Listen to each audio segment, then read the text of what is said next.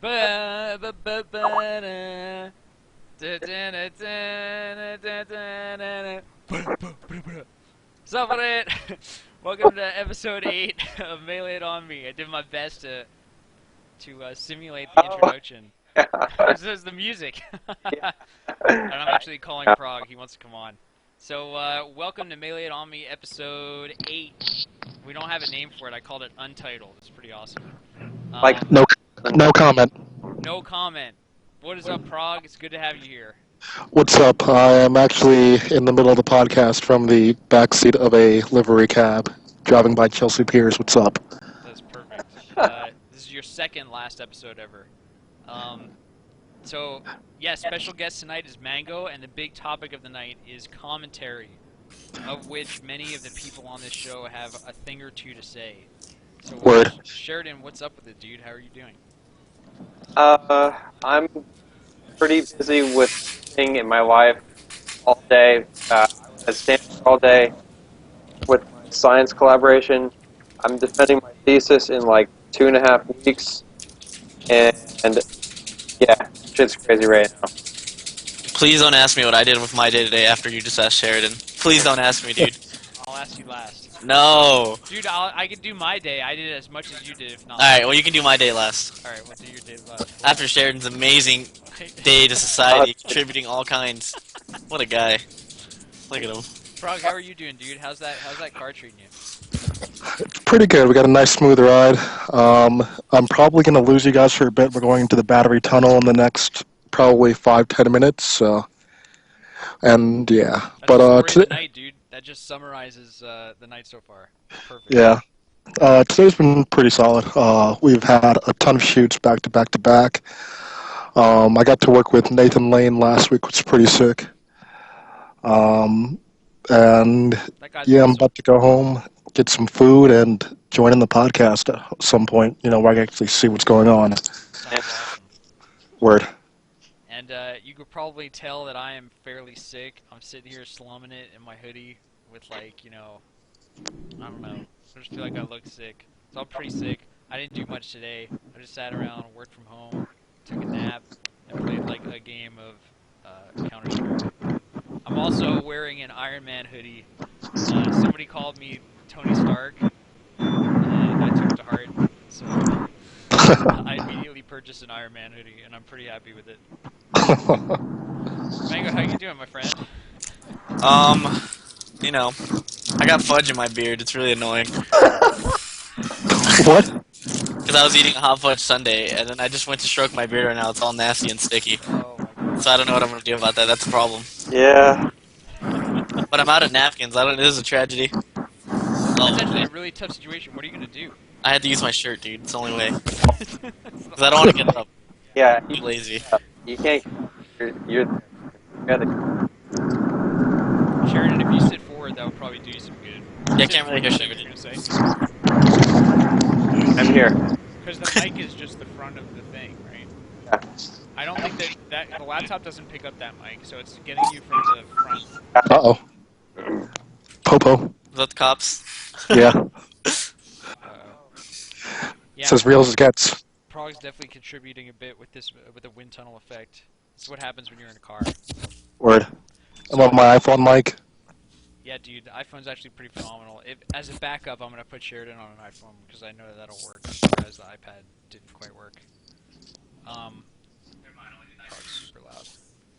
Okay, cool. So why don't we move right to our agenda? So, guys, tonight we wanted to talk about two big tournaments on the road to EVO: NorCal Regionals and Winter Brawl 7. Hey, Scar, can I add a third? Please do. Tor Yukon up in Canada. Toryukin in Canada. When is that? I believe it's like May 25th, 26th. So we gotta go. Yeah, I mean, East Coast definitely should show up, take those Canadian seating points and that Canadian healthcare. Mango, you wanna go to So Canada? there's gonna be What? for this one. Rob, are there gonna be EVO seating points? Yes, indeed. So that's big. Cool. Mango, you wanna go? I'm down. I'm always down.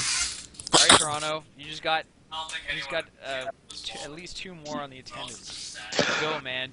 It's called Toryuken. Yes, sir. That's a pretty cool name. It's a long fighting game series in Canada, and since it's an EVO qualifier, apparently they're going to have Smash there as an event. That's what I've been seeing in the topics about it. So definitely show up. It's in May, so get ready. Get your passports. Great news. And then after that, we're going to move on to commentary. All right, so I'll probably be out the tunnel by that point. Sick nasty. Apparently, I'm super quiet too. You guys can hear me though, right? Sheridan. I can hear you. There you go. Alright. So, Sheridan was going to lead us off and take us down the path of NorCal Regional. We have a little bit to talk about in regards to Winter Brawl. Actually, Prague, were you there? No, I was not one of the 4 people that were there. Do you want to talk about the feeling on the East Coast of the United States of America? The 3 of us Sure. on the West. We're Yeah, catching. to hear about. I guess I'll do it really quickly because actually I'm heading to the tunnel really quick. So yeah, Winter Brawl was Saturday and Sunday. Chiba Senpai ended up doing a lot of stuff for it, running it, making side events, stuff like that. There was a bit of a scheduling conflict with Xanadu in Maryland, which M2K and PP both went to. There was a bit of a hiccup. We're not quite sure what happened, but the turnout wasn't as good as a lot of people would have liked. From what I recall, Michi King got first, Velocity got second, and I can't remember who got third. It might have been Vex, but the turnout was very, very low. Wait, like Vex Kazrani got third. Yeah. Vex as in Vex, we used to play Rock, Paper, Scissors, and Egyptian Rat Screw in Drexel's Game Room Vex. Yep, that's right. That is... Congratulations, Vex! Good job, Vex. Holding it down. Holding it down. Road to Evo. Yeah. That is really a breakout tournament. Vex has more seating points than Hobby right now, Suck it, Hobby. and Hungry Box combined. Suck it, Hungry Box as well. Oh, that's awesome. Good for those guys. Okay, cool. So that's what happened. We can talk more about it soon. Maybe when you get back, Prague. But Well, actually, we're like stuck in traffic, so I might have like another 2 minutes. oh my God, everything's looking up now.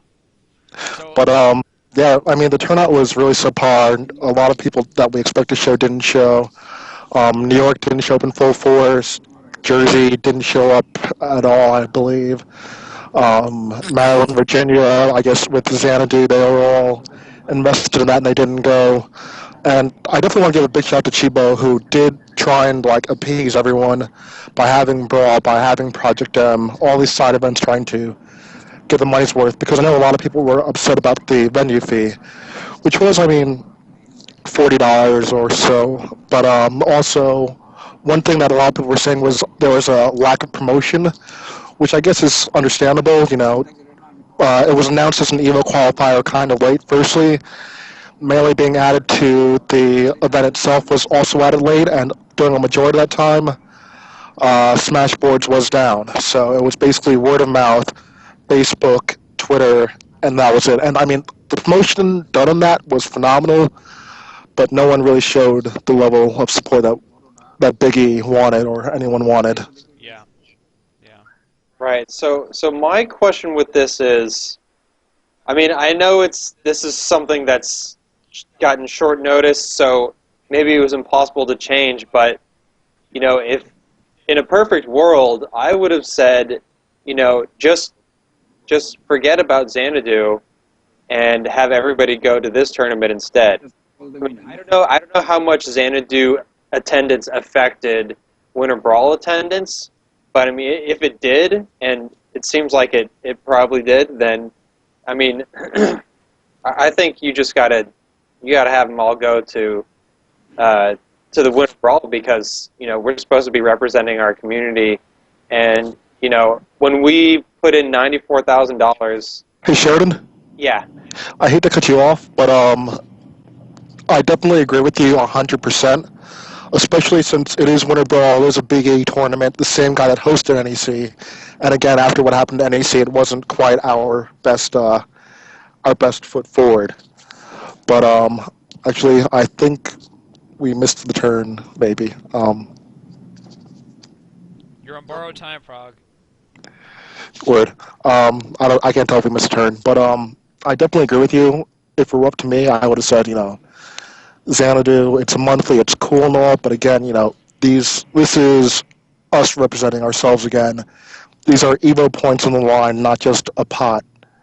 Um, Right. And I mean, especially with the limited number of Evo qualifiers that will have Melee there, I mean, we already know that is it UGFT or UFGT9? I can't remember which way it is. But that's one of the Midwest ones run by, I believe, Keats.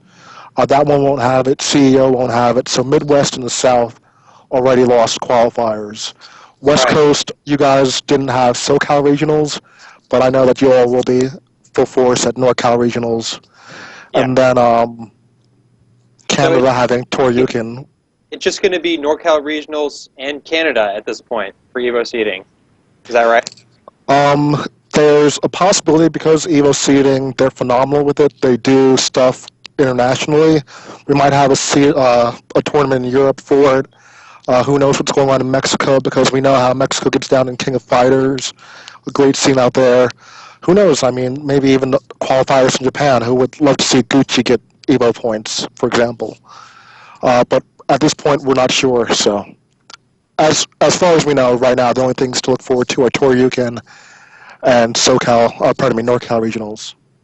I see. Yeah. So, I don't know if you can tell us, but I'd like to know if you have any if how much room is there for seeding outside of the seeding points, because the feeling that I got is that the seeding is pretty much it, and you might get seeded by region, but otherwise for like skill, it's just Yeah, it'll be a crapshoot. So basically, if you don't have points, you are thrown in there. So, for example, let's say Hungrybox doesn't go to an event, Javi doesn't go to an event, Hacks doesn't go to an event. These guys could all be in the same pool, let alone on the same side of the bracket, let alone playing each other first round. Because that's how their seeding operates. It's not going to be done like we usually do, where we do it skill-based and things of that nature. It's their qualifiers and that's it. So you got to show up in full force. So yeah, that's why I want to, we should get out the word that this is really, if you want to have a legit shot at Evo, you need to get yourself to one of those tournaments. I mean, East Coast still looks like they got a shot with the Toronto one, but it's going to be hard times for the South and the Midwest. I mean, Definitely. yeah. Yeah, so I was actually going to ask that same question, like how important are seeding points. So could we actually talk about mathematically for a moment? Like, what if 50% of good players, right, get seeding points, and then the other 50% don't go to a qualifier? Isn't it still possible that the people who did get seeding points are still going to play like a, top player first round? It's very possible. Not necessarily first round, but in the bracket pool for sure. Yeah. And especially because the way bracket pools operate, if you lose and you still make it out of your pool, you go into bracket on the loser's side. Right. So let's say Mango, you and Hungrybox play. You 3-0 him. Of course. And then both of you make it out, but he makes out losers. He's already down a set. Amazing.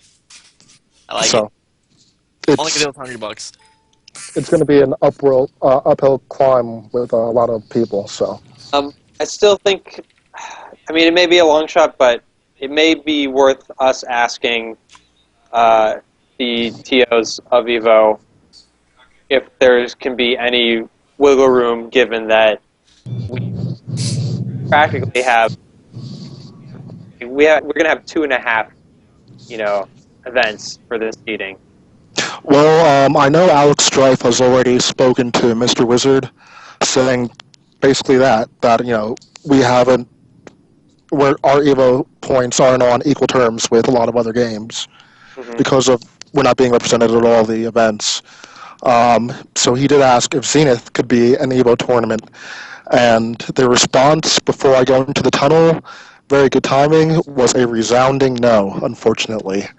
So I have to looks like this is figure out it. I have to figure out at least how he got in contact with Mr. Wizard, because I would love to just chit chat with him about rules and just a little bit more about these possibilities. But Hey, I mean, you do have him on Skype. see, Uh, I I'm, had I'm him signing off, Scar. I'm signing off. I'm going to this tunnel. I'll see you guys later. sometimes, All Brock. right, thanks, Prague. Deal. Yeah. So I mean, given that NorCal and specifically, I don't know who else is going to be with me, but I mean, you don't have to help out if you don't want to, Scar. But I presume that you're in on this NorCal regionals thing. But given that me and possibly Scar and Bobak are the ones running NCR for Melee, I would hope that we could have some more interface with Wiz to get the rules down and everything like that. I'd also like to know what rules specifically they used at Winter Brawl, because there's still some ambiguities and clarifications that need resolving in the current rule set. So, I mean, I'm going to be really busy for the next 3 weeks, but at the end of this month, we should definitely get in contact with them and figure all this stuff out, because we want to make sure that NorCal Regionals and consequently EVO are going to be real representations of the Smash community to the rest of the fighting game community, and that the Melee community is satisfied with the tournament itself in terms of the rules and seeding points and all that. Yeah, I dig it. So I think that they made it super clear that NorCal Regional is going to run whatever rule set EVO runs. Yes. So we definitely need to figure out the EVO rule set first, and then that'll help us understand what probably Toryukin and NCR are going to look like. So how long do we have to do that? Well, NorCal Regionals is April 27th, 26th, 27th. Yeah. So Yeah. If anybody wants to pull up in chat, please do me a favor, pull up the EVO rule set. It was posted probably on SRK. I'm fairly certain that it just says, it mentions nothing about stage 1. So right. Some people have been interpreting that as random. You random stage 1, No, but it doesn't. I don't agree with that interpretation at all. Oh, I didn't say that. I interpreted it that way. I know. But so there's a thread on tournament discussion on Smashboards, which I understand is down now apparently. But I've been in that thread just a little bit, and Mr. Wiz in that thread too, and we've been trying to explain some of the things that need to get filled in, and Mr. Wizard seems pretty willing to try to understand our side of it.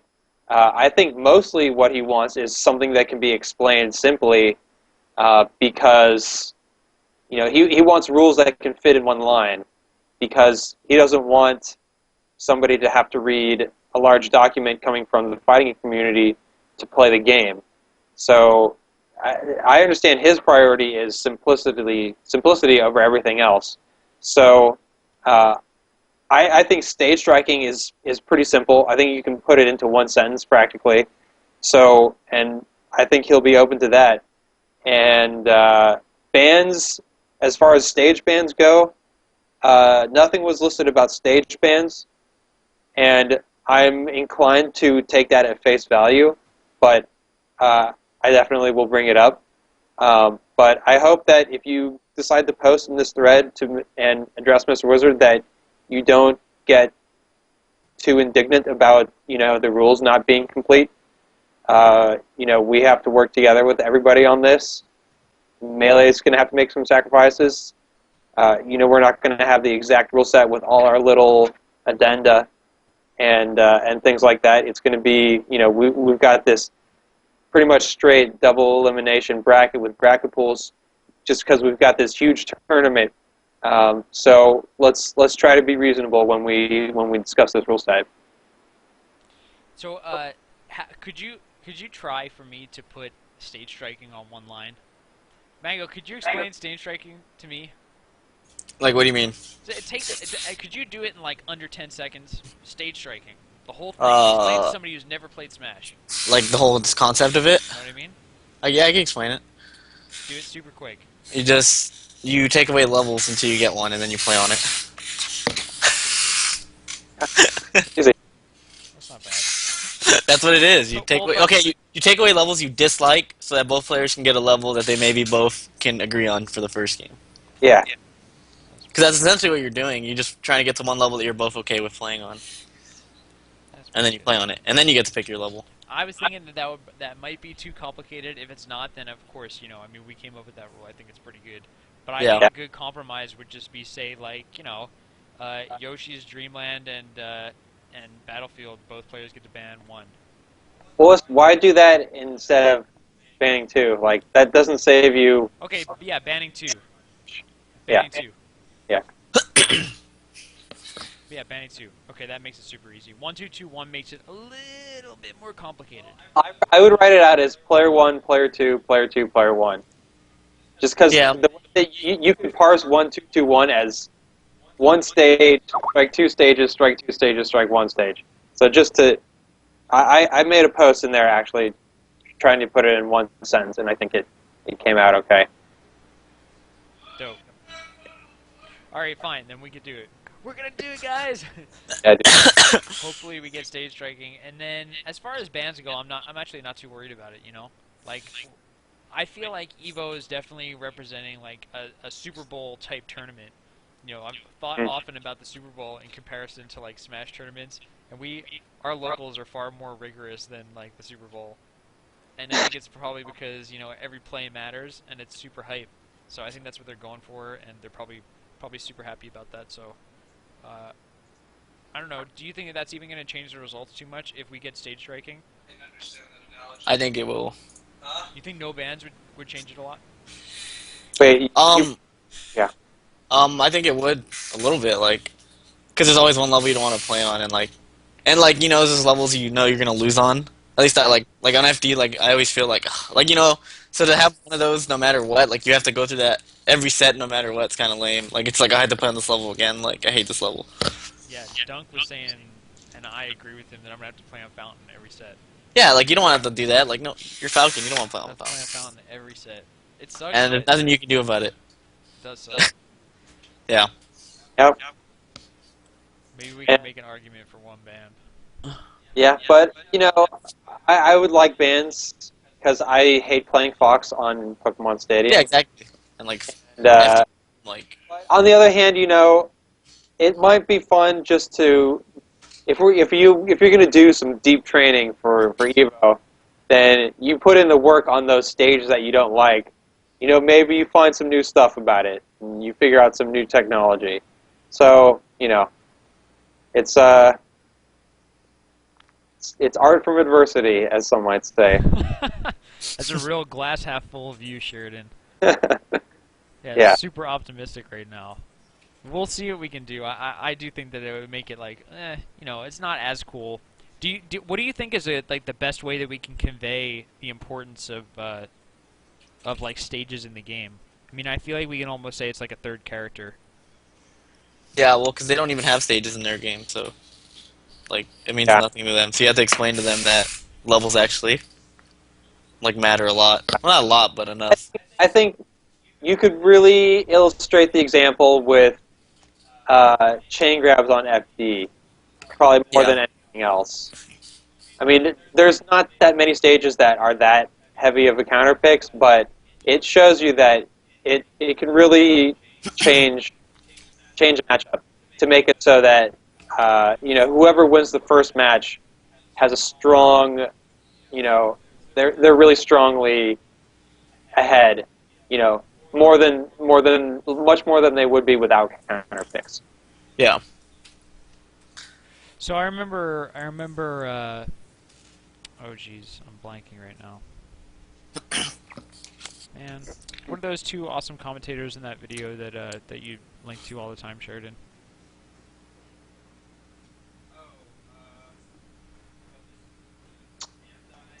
Dude, you totally. Here it comes. Yeah, James Chen and Ultra David. Is that it?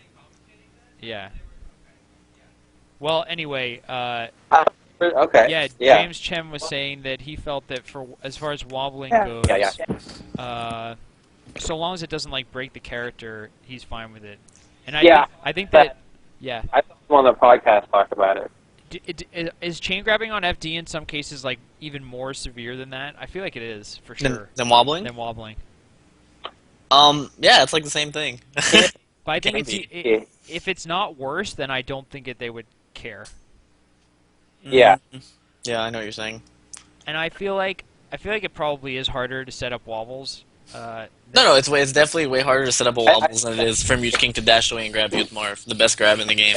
Yeah. So it's like, yeah, of course. But I mean, those chain grabs are definitely less guaranteed than for the kill than once you get somebody in a wobble. That's I mean, true. Once you get a wobble, it's 99.9%.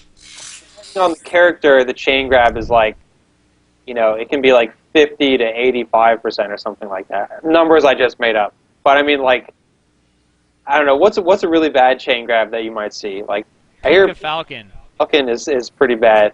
Bobby likes to talk about that one. So I mean, that's stupid. He's not bad, dude. Yeah, that's something really. If I understand Bobby, something that's nearly as bad as wobbling.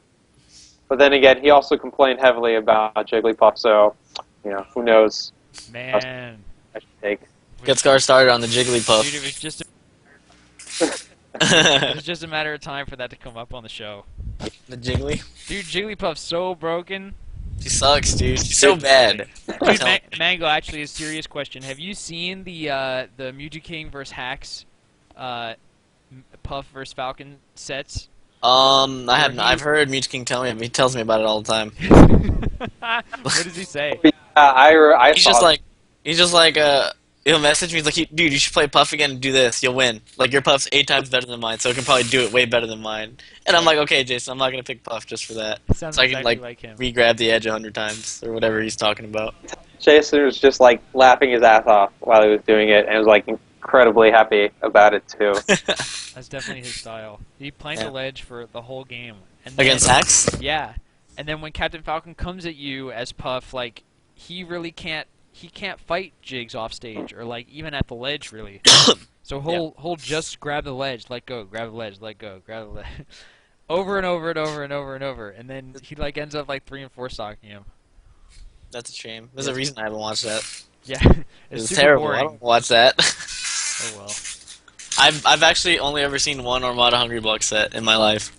Was that the one at Apex? Only the one, the recent Apex, and that's why I realized how lame Armada is. I never realized he did no aerials. I didn't realize there's just bombs and boomerangs and arrows. Only bombs and boomerangs. Yeah, dude. I didn't realize that. I never realized that until the last Apex. I'm gonna have to show on the show the down air heard around the world though. Oh, you love talking about that, Yeah. man.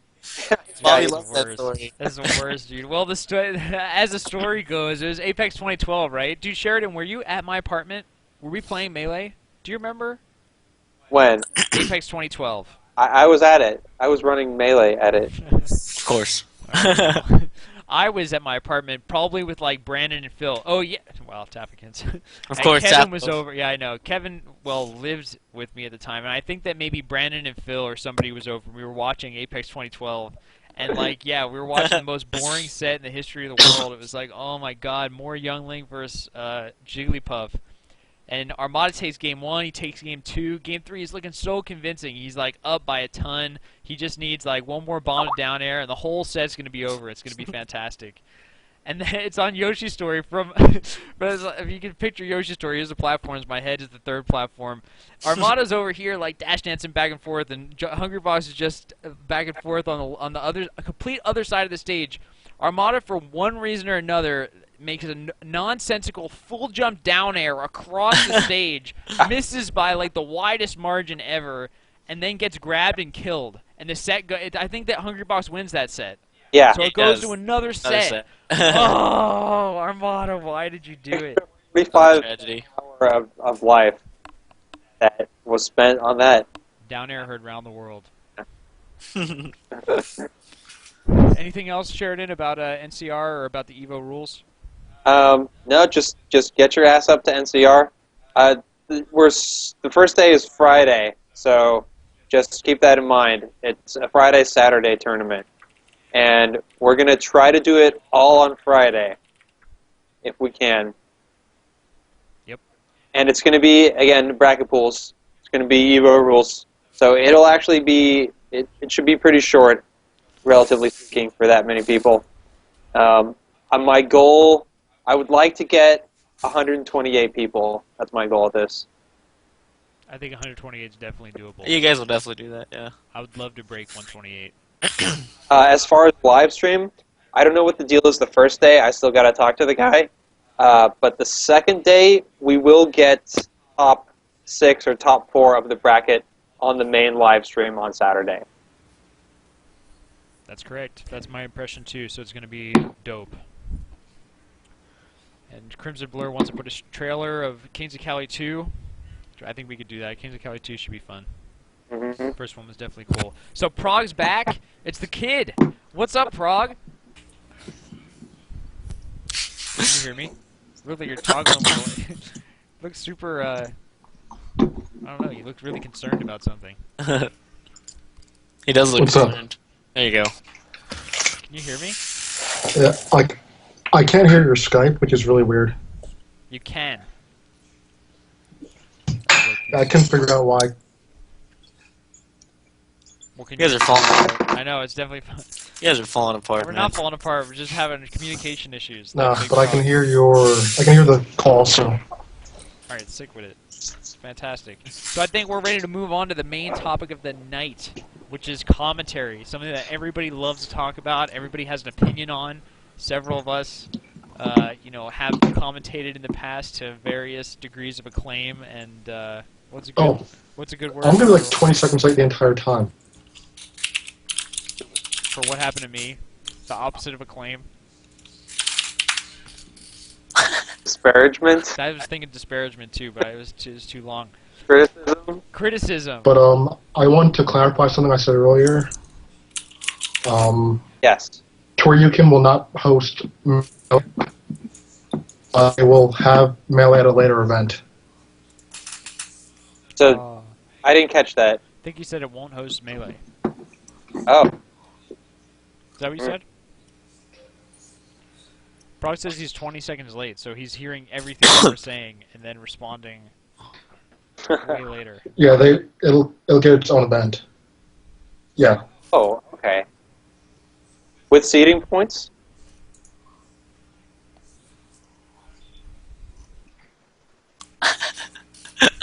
And it looks like it's going to have its own pop bonus, raffles, and stream stuff from the Toryukin organizers with their own seating points and stuff.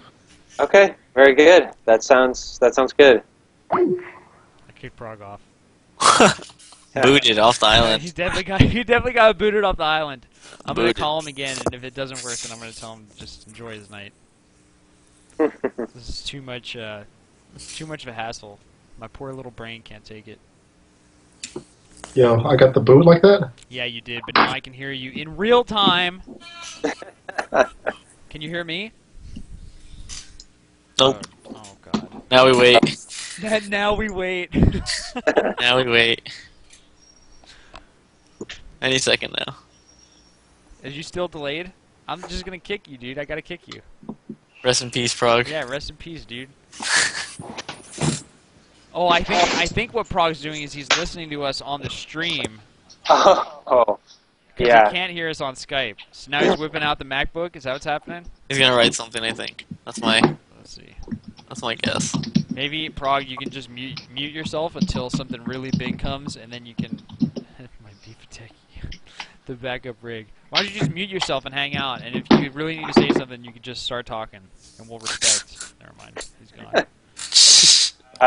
Yeah, I don't know. Sorry about that. All right, so let me introduce this topic. So I wanted to talk a lot with you guys about commentary. The reason why is because I think that as a community, like, let's even walk down the road of commentary. Let's go way back to like MLG. When were wife and husband commentating? It was like MLG.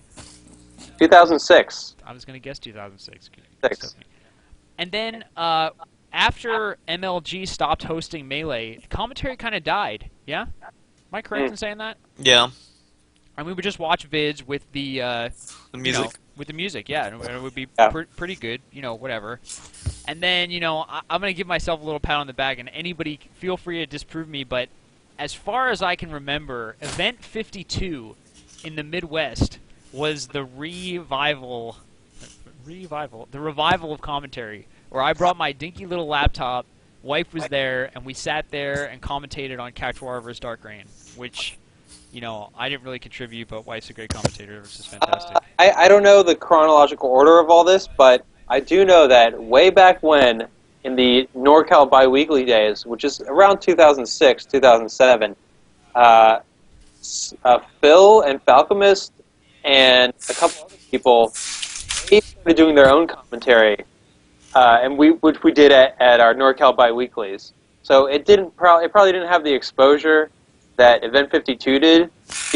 This was really, some of this was even before too many matches were on YouTube, but there was definitely a tradition of commentary in NorCal for quite a while, and I should ask Phil and Falcomist when that all started, because I remember they were doing commentary on their friendlies, or no, like Falcomist and somebody else were playing, and Phil was doing commentary on it, and I remember the first video they showed me, and it was hilarious. So I'll have to ask him about that. Wait, so are you saying that they would do it on a video, like they would record it? It's not just like you're playing and somebody's sitting behind you commentating. Not like live commentary to a live audience. Oh, right. Not like it was streamed or anything. What's up with it? Oh, he's Hey. back. What's up, Brock? Word. I had to get my Beefuteki on with the backup rig. It's working. It's live. Perfect. What is Beefuteki? Beefuteki is an East Coast streamer. Those of you that watched Apex 2013, he was doing the secondary stream, and those of you that attempted to watch Winter Brawl, he attempted to stream Winter Brawl as well. I see. Very Subtle good. shots fired. Subtle. Quite subtle. Hacks versus Javi is on his stream, or on his YouTube channel, and his stream. So, yeah, okay, cool. Were we talking about something just now? You're talking about the history in NorCal of commentary. Yeah, well, I don't know anything about the NorCal history. I still think that I brought it back on Event 51 with wife.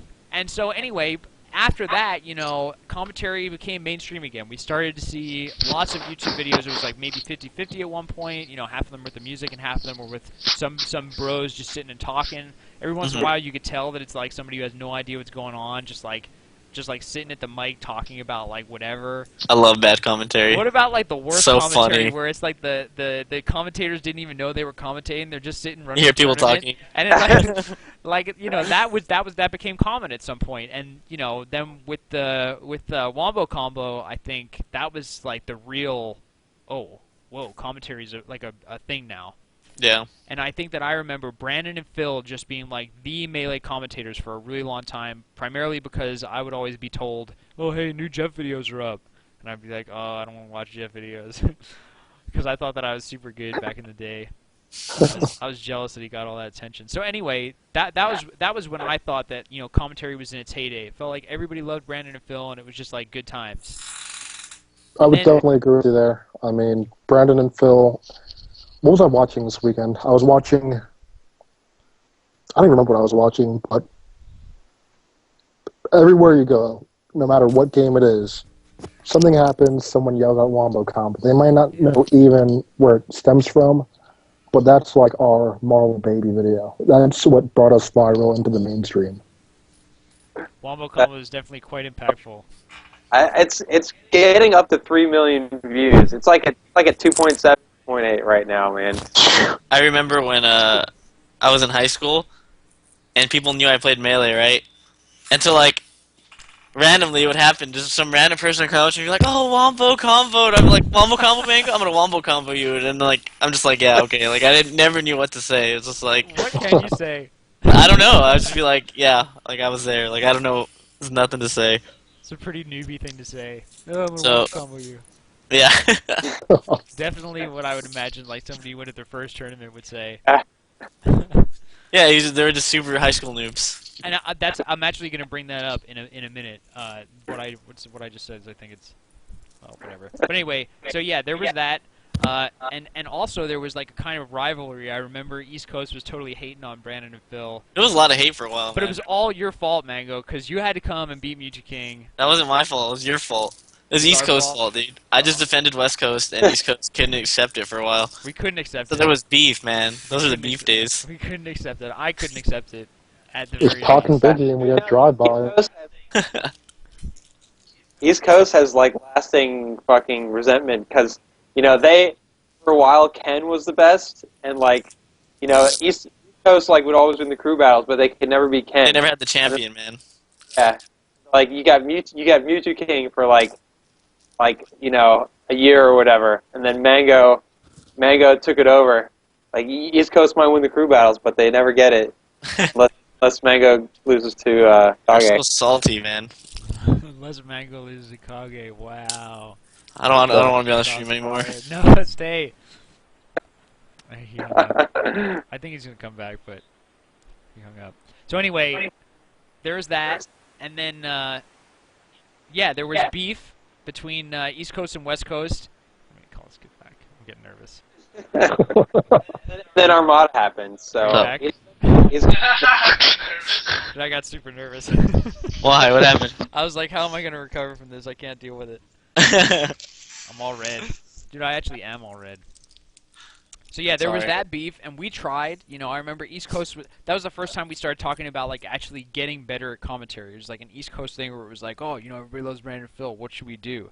And I remember certain people were saying like, oh, it's easy. You just shout out random stuff. And Yeah, then there was a lot everybody- of West Coast jokes. I remember we used to like try that. I was like, oh my God, where you at? Just at everything, and it like didn't work because it was obviously like hate-based commentary as opposed to, what Brandon and Phil were doing, which is like having a good time. So here we are in 2013, and now we have like actually reputable streamers. Certain people who travel to tournaments to actually just commentate. Here's Q Wobbles. Sorry. I think there's probably others. And So- something that my dude Prague. How about does D1 actually travel to tournaments to commentate? D1 just ends up being there. Like a lot of the events that he goes to, that are doing Melee streams are also hosting like Marvel, which he enters, Street Fighter, so on and so forth. Same thing with Alucard. Yeah. He just happened to be there. Yeah, and the one thing that's always like struck me about commentary and about what commentators talk about is that it feels to them, or oftentimes it feels like the YouTube comments are exclusively about commentary. It feels like for every 2 comments on the match, there's like 5 to 10 about the commentary, and specifically like I hate this commentary. That's what I want to talk about. The best example of that is like you commentating my match against Peach King at ROM 1. All the comments are just hating on Scar. Like none of them. I get no compliments on my Jigglypuff. It's just all about Scar being a nag. That's all it was, man. Yeah. That's actually probably the worst because like I know half of the pleasure, especially in like the 2009, 2010 days, it was like, oh, my match is on YouTube. I get to see all the comments. Oh, Scar's Falcon's so good. That would be the worst video to want to see people saying that your Puff's good. Yeah, no one ever literally did say my Puff was good. Every comment. Just hating on Scar. I'm gonna full screen it, and we're gonna look at some of the amazing comments. They're actually pretty great. So anyway, yeah, that's sort of what I want to talk about. If anybody else wants to kick off the conversation, feel free. But it's just something that has become like super okay, I guess, in our little Smash culture to just I would hate like to on start. commentary. Just kick it off, Prague. Dude. All right. So I think commentary at this point is very, very interesting. We're kind of in flux. There's a lot of different. Like I was thinking about this on the cab ride home. Like, okay, how am I going to put this? And I think I finally settled. Like commentary is kind of like the Wu-Tang Clan. If that makes any sense. There's a lot of different variations, a lot of different styles, but not everyone appreciates every kind, and not everyone can get into every kind. For example, I'd say like there's always going to be, at least ideally, there's going to be the 2 different types of commentators: your hype man and your play-by-play. Someone like Wobbles, for example, very, very intricate, very, very. Actually, Wobbles and I'll pair them together. Both are fantastic at doing play-by-play. I think those two, especially for veteran players, are arguably the best two out there. But because of that, they might not have that mass appeal, which can be detrimental. At the same time, I don't want to. I mean, ODB was one of my favorites, so Waffles, I'll give him that. He just gets you pumped. It doesn't matter what he's saying, you're into it the entire time. So he might not be like the most. Although I was listening to him at NorCal Install, and he was phenomenal doing both play-by-play and hype. He was showing that he's very, very balanced. But that's basically my spiel on that. Like, there's a lot of different styles, and it's weird because now, especially with events like Genesis, like Apex, like Evo, there are so many different people we have to grasp at straws at. We have our own community. We have people watching for the first time, people we're trying to bring back. And we have to do it by generating that energy, generating how much excitement is in this community, and also with providing that insight that appeals to both the casual and the long-standing veteran. So it's my 2 cents. How about you, Sheridan? How about you, Mango? What? You have a comment on what Frog said?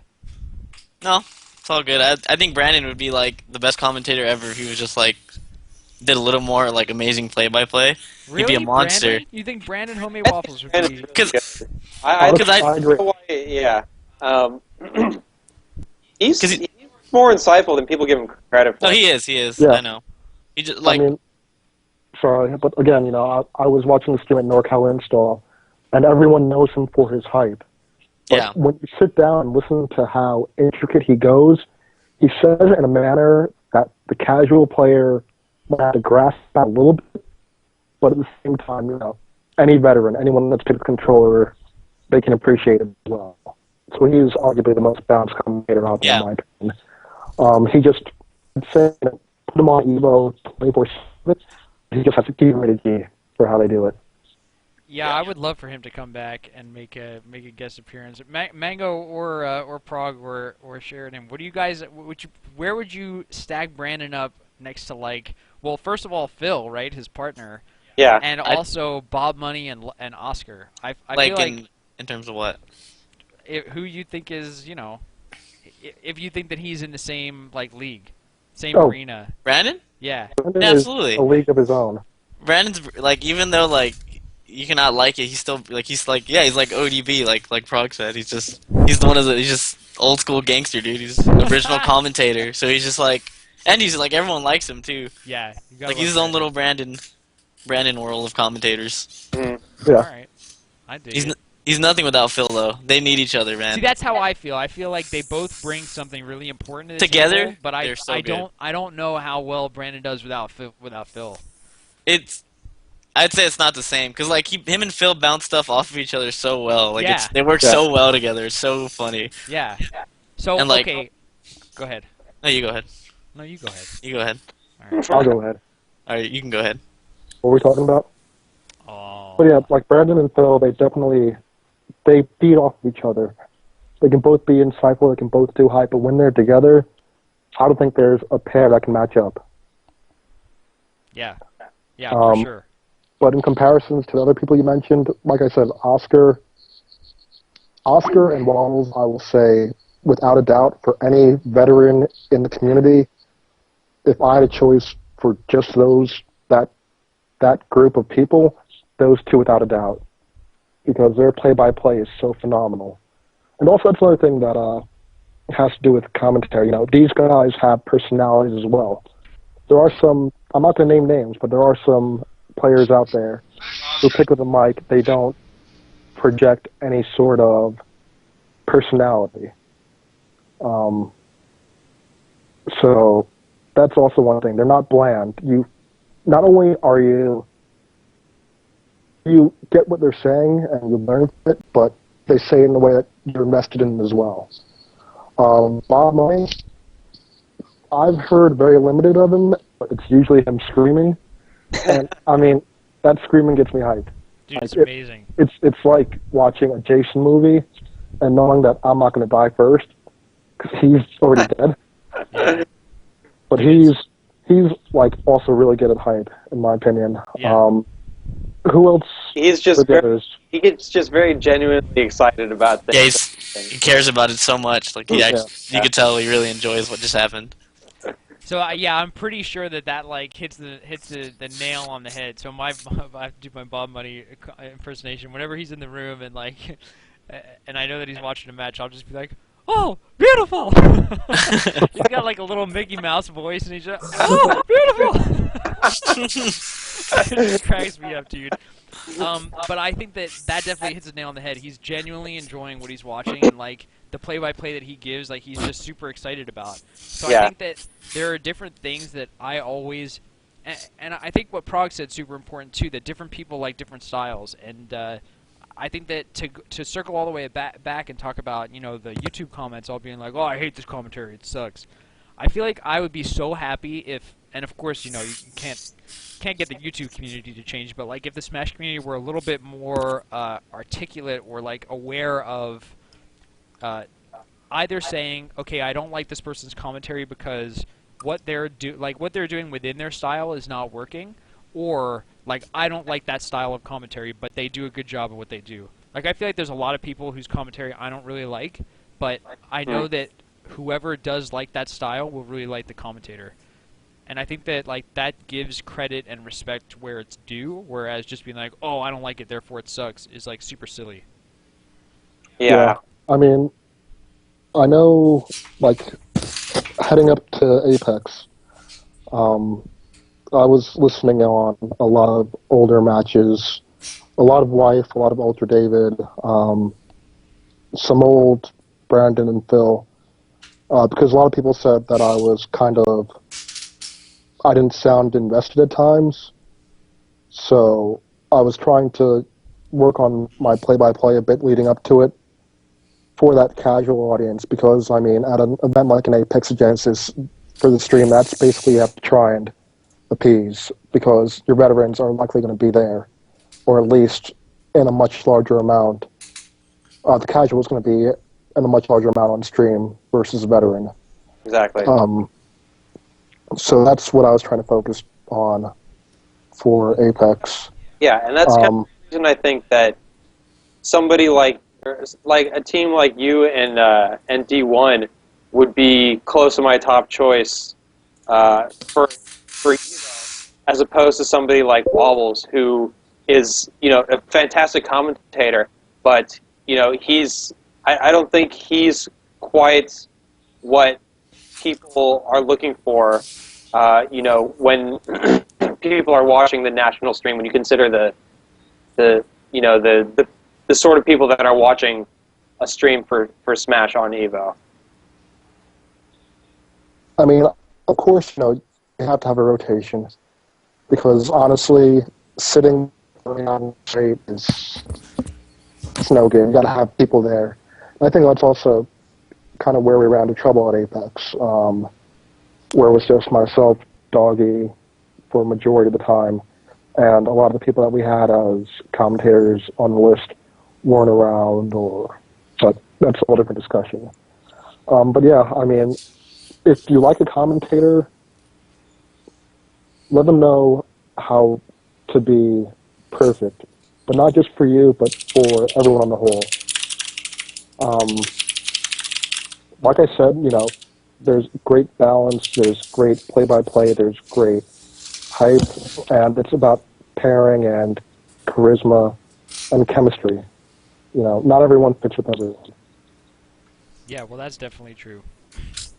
So it's something that I was talking about earlier was like elements of commentary. I got a little bit of flack for it, not flack for it, but there was a bit of dissentment in the thread. I was saying that like something that I would love to do is, we have these ideas of like the hype commentator and like the analytical commentator. I feel like there's more roles than just that, and like I think it would be super cool to identify those different styles that people really, really like, so that we could just try to figure out, if I wanted to be a commentator and I've never done it before, what do I think sounds like my voice most, and what can I actually work on and get better at? Right. I think that having some way to actually get into the whole game would be so cool. I know right now it's not too hard to get on a mic, but it's kind of hard. Do you know what I mean? Yeah, how do we surface people that are good and, Well, I mean, I think that's what locals are for, but, I think you want to find somebody who's got something to say and doesn't just want to have their voice heard on the mic. Somebody that is coming to it with opinions and who is genuinely interested and wants to get other people interested in it too. So it's definitely like somebody needs to have a voice, and that voice has to be their own. It has to be their own, what's coming from inside them. It has to be genuine. It can't be what they think other people want to hear. Right? Right. I think it's the most important thing, because I think people can detect fakeness pretty well on in something like this. They can tell when somebody's trying to force themselves into a niche that they don't belong in, and they're trying to use somebody else's voice. And I think I think one of the most dangerous things about commentating is you don't want to. We have all these archetypes in our head about commentators that we like, and we sometimes try to emulate them, but we have to come at it with our own voice. And I think that would be like the biggest piece of advice to give to somebody who's trying to get into it is, come at it with your own personality. I think I actually agree with that. So then I would almost inclined to say, all right, that's a bad idea then. Forget archetypes. I want to. I want to tell people to get on the mic and have the most fun of their lives, and help me feel like I'm having fun. Yeah, you want Couldn't hear like Sheridan anything said. that any of the three of you said. All I could hear was Mango's keyboard. You want to have people that are invested in their commentary. And also, like you said, finding new people, it can be a stroke of luck. I mean, I think that the Melee community found two more phenomenal commentators at Apex. Lynx versus Stinks, you had Strong Bad and Internet Explorer. Both those guys were fantastic, Especially, I think Strong Bad, so that might have been his first time, or Internet Explorer, but it was relatively new for both of them, but they both were fantastic. And I think it's a lot because of what Sheridan just said. You're not trying to mimic anyone. You're finding your own voice. You're speaking. You're not trying to be anyone but yourself. And I think that's a mistake that a lot of commentators make. I know I've made that mistake plenty of times in the past. I think that if you're a cool guy, you'll be a good commentator. Because the people who are bad at commentary are just usually boring, not interesting, not swag enough, You gotta. Well, if you're, you have to have a swag factor. You gotta have swag. That's why I like. I yeah. was watching Apex videos and D1 and Progger, commentating, and the camera goes to them, and there's just these two fresh black guys swagged out, dressed nice, fresh hats. I'm like, dang, those guys are cool, man. Look at them commentating their little section. Their names are under them. I'm like, dang, that is so neat. Yeah, So I was digging that. Yeah, I mean, because if you're cool, then you have confidence in your own self, You don't feel like you need to be somebody else. You can just be yourself, and you're cool with it, and everybody else is cool with it. Yeah. That's the reason I think Oscar's commentary is so good, because we all love Oscar, and then he talks, and you're like, oh, Oscar's cool, this is good, and he's funny, Yeah. Yeah. Exactly like that. Oh man, well, see, but now we're just loving everybody. What happens when you hate somebody? When you hate, when you hate someone. Yeah, there are commentators that you're going to hate no matter what. So what do we do like you said, about that? We have to mold them. It's. I think everyone, no matter how good you are at anything, you can always be better. It's just about taking advice, taking criticism, and knowing what to do with it. How do we get good criticism to commentators? Because YouTube videos, I feel like, are a shitty source of constructive criticism. Honestly, I've always been weird like this. I like looking at the negative comments on YouTube, before Apex, before I got hyped. It's kind of like, what's it? Let me Google I can ask myself. We say you're gonna Google something? Okay, yeah, I was right. I kind of had a memento mori moment where I was looking over all the comments from the Apex 2012 USA versus the World. All these hateful comments. It's like, it can be no matter what. It wasn't people get a joke, but you always know that you can improve. But a lot of these guys, they do have Twitter accounts, they do have Facebook, things of that nature. I know Oscar, I think Oscar's Twitter. Everyone, a lot of people do. It's reaching out to them. Was a commentary thread in the Melee on Me group, which addressed some issues with someone's commentary. There was the commentary post on Who Do You Want for Commentary at Evo, where they were addressing weaknesses that every commentator has. And I mean, you kind of want like more general things. If you see there's a trend going, that means there is a problem. But if it's like X person saying Y, and then you don't see it again, we really don't want to pay too much mind to that. Yeah, but like you want to dredge through the hateful slime on YouTube to find like those few comments that are worthwhile. Oh no, but Dude, I mean, YouTube comments are like YouTube comments are the source of the worst garbage I've ever read on the internet. Have you ever been to World Star Hip Hop? No. That's probably worse. Well, I'll keep that in mind, but for my limited range of, internet browsing, YouTube comments are the #1 worst. I've considered starting a compendium of wisdom just derived entirely from YouTube comments. Just find all the insane things or nonsensical things that people say and just put it into a book.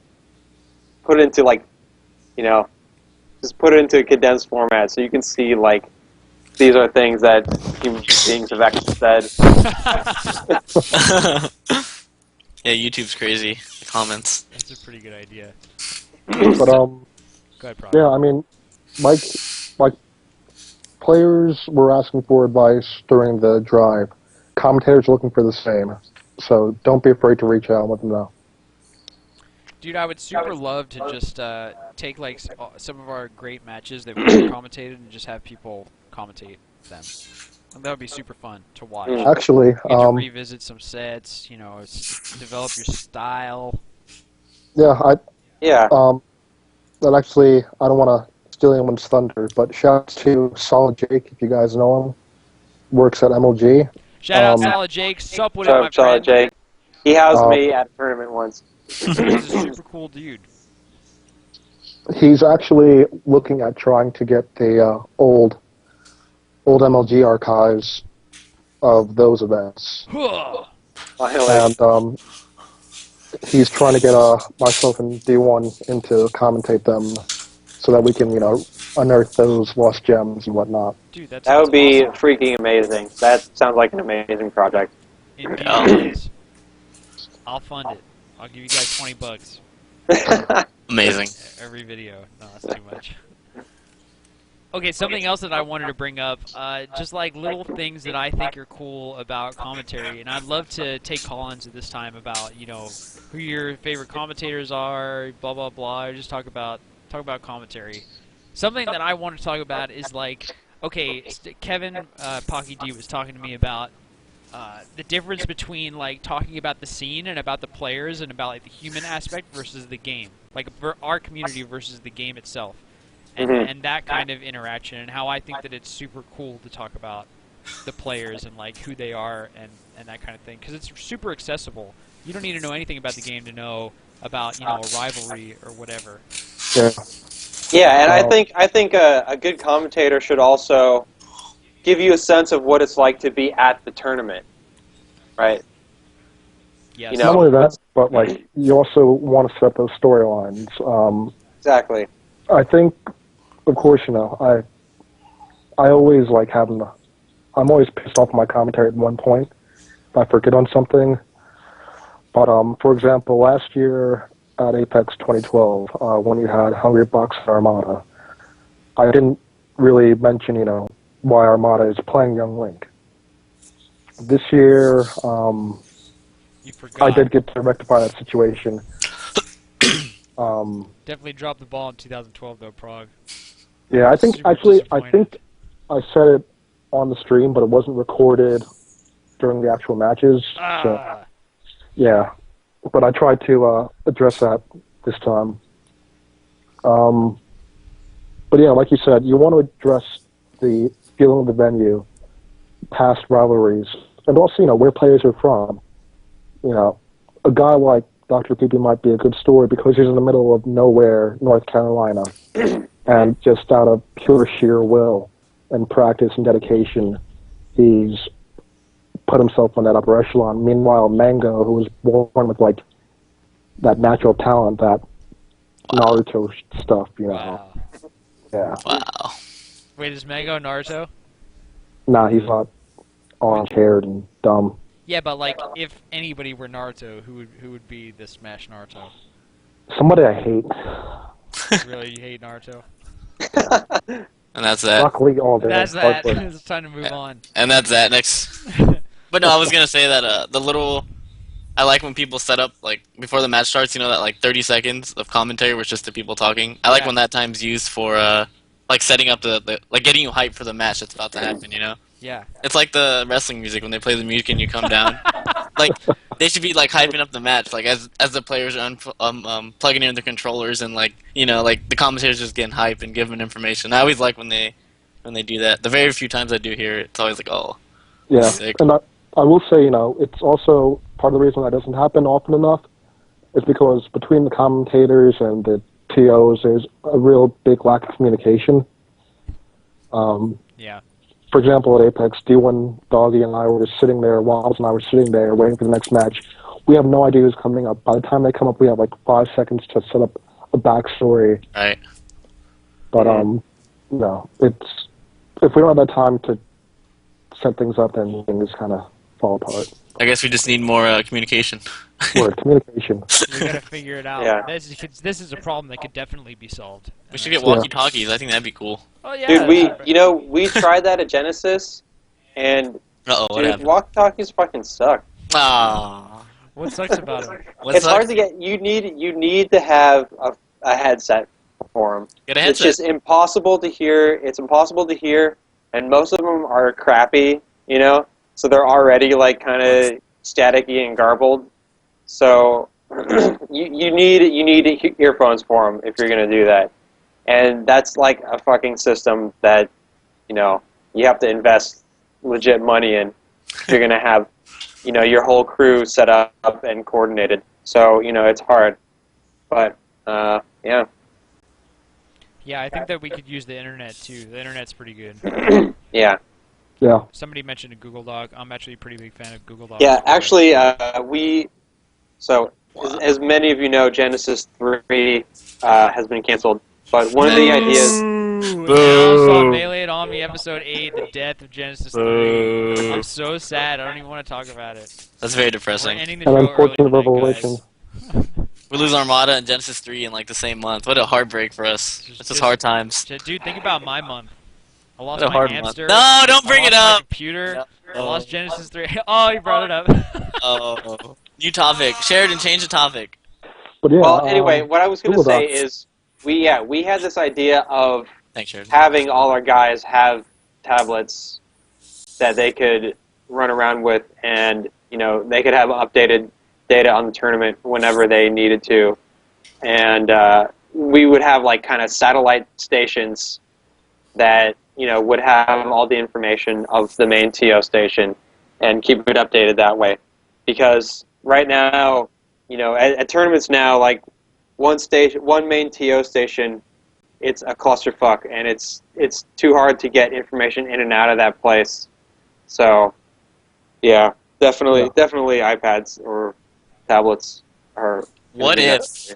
And just bouncing off the Google Docs, I know that there's a commentary Google Doc, or at least we had one for Apex that I put together with a bit of assistance from D1 and Doggy, where we had like a lot of people we expected to be top seeds, a bit of their tournament background, like recent memory from last year, who they played against, who they lost to, their placements, so we can set up that exposition, that background. Yeah, that's super cool. Nice. So that's one thing that I think would be awesome if everybody did. And like, yeah, if we can enable people to do it, that's even better. So what Prog was talking about, having like a document or something where, you know, commentators can actually look at it and be like, oh, okay, now I have something to say about this. Yeah. Mm-hmm. And I would see love to Sean have that just like a Smash document, you know what I mean? Where we could all update it, and I could even sit in my room and write all these fun facts about myself. And any commentator could just access this central document. It's like, oh, Scar's the coolest guy ever? I didn't know That would get edited out pretty quickly. Yeah, but I mean, I do have the I mean, document still available. shouldn't Smash Wiki? I mean, that should be a project. I think that Yes. could be incorporated into that. You know. That's a great point. That's a great idea. Smash Now, Wiki. on the scale of the greatest ideas of all time, Scar, I know that's your thing usually. Yeah, That was like a solid 6. can't believe you just stole it from me. Like that was a solid 6. Well, you know, it was 6 or also 7. my idea, right? I said, what if we had one central? So, you know, I'm just full of, 1 to 10 greatest ideas ever made. Well, if you said it might have been an Elite 8, but right now it's like a sexy 7. Wow, I get a 7 for Prague. Well, but the Nice. Sheridan scale is what really matters. I'm feeling like it's a Yeah. 5 points. Because I mean, you're being judged against every idea that's ever been had. You know. On Earth, possibly outside Earth. So, you know, who knows what you're competing with. I then, think that it's Adobo. by a human. I would not extend it to alien ideas. No? Okay. All right, we'll keep it just to human ideas. Yeah. You know, possibly higher level primates. Anyway, so yeah, I mean, seven's pretty good, dude. 7's pretty I solid. would be happy. I think you should be happy with that. 7's super solid, but did I get a 7 from you? Not looking good. But Not looking good for the kid. It's not looking good. You know what? This has been a hard day for everybody. You have a 7, man. There it We is. did it, guys! There Boom! it is. Congratulations to me. I tune into the show every week to hope Scar gets higher than a 6. And today he accomplished that. Yeah, dude, we all have to take a shot. Amazing. It was looking like a favorable 5. So, one more thing that I wanted to say, that I wanted to talk about, and that's like inside jokes and their role in our community / commentary. So, Oh boy. you know, I love when people talk about, when people make stuff up and then it becomes popular. Like, I think that's so funny. I don't know where Tomahawk came from, but that's popular now. I think somebody just made it up. And Yeah, there's other things that are like super funny that like people just made up. What about like all the things that Dewan and Kevin talked about on the dude, Smash you know, we have so much of that stuff in Deep NorCal. It's like we got our own fucking Smash code slang. language for all that shit. I didn't know like every region's got their own stuff too. So I love hearing when you know, each region adds their own little terms for things. Like okay, so here's one we just made up in Deep NorCal. So you know, fucking on Pokemon Stadium, on that one transformation, on the right side of that stage, there's that little ledge that you can't get off of. Yes. You know, like you can't roll off of it. You're just kind of stuck there, right? Yeah, you're talking about in the middle of the lip where you can't roll left or right. Yeah. On that one transformation. So that's called the stublet. The stublet. Yeah. See, and I feel like those kinds of things should be encouraged, right? Because Yeah. like, if you're sitting on the stream and like you don't know what's going on, you're just watching, and somebody's just like, "Oh, he got stuck on the stublet." Yeah. It's just Yeah. funny. I don't know. I don't know what I can say about it beyond that it's funny and enjoyable. Hey, dude, like Randall, like you always got to mention Randall when he comes out. When he comes into play, Commentators you gotta always talk talk about Randall. And it's just funny, right? So then He like gets so many shoutouts. I never get tired of it somehow. Like, and I feel like that's something that when you are getting into the community, when you learn who Randall is, then you kind of feel like more of a part of it than you did before. You know what I mean? Like learning those little things about homie. like what we talk about. Yeah, you get like one step closer to being a It's the homie. homie. And I think that everybody appreciates feeling like, you know, like they're on the inside, especially because it's like such a community-based game. I don't know. I feel like inside jokes Yeah. are so funny and cool and amazing, and I think that Yeah. we should They provi- encourage that kind of stuff. It provides a backdrop. It shows, the length of the game that, these different things have been added into our Smash language, so to speak. How many people think of ramen noodles and think, oh, that That's was exactly really, what I was gonna say. yeah, Brilliant, brilliant. it provides backdrop. It shows the depth of this community, the longevity. I think it's with every community as well. Some of these terms have become just all-encompassing. Like, for example, like we said before with Wombo Combo. I was just about to say Wombo Combo. So how about that, Prog? Two of See, the like things I was you're gonna on say. like an Elite 8 right now.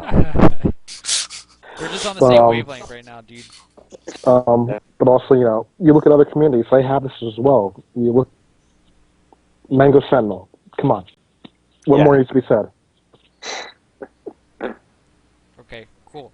Yeah, that's why I wanted to bring that up too, and I want to encourage that. I think it's so funny. And you know what else I like? I like when people talk about like the characters and like what's actually happening, like at the animations. Like that one set that Slick was commentating when Fox was doing like 7 U-tilts in a row. He was like, "Oh, he's kicking himself in the back of the head." It just makes me laugh, dude. The characters Dude. do such goofy things. And everybody's got like a different idea for what they call like the Game and Watch forward air. You know, The credit It'd be card. like the movie clapper, credit card, the razor, concrete block. A lot of things, man.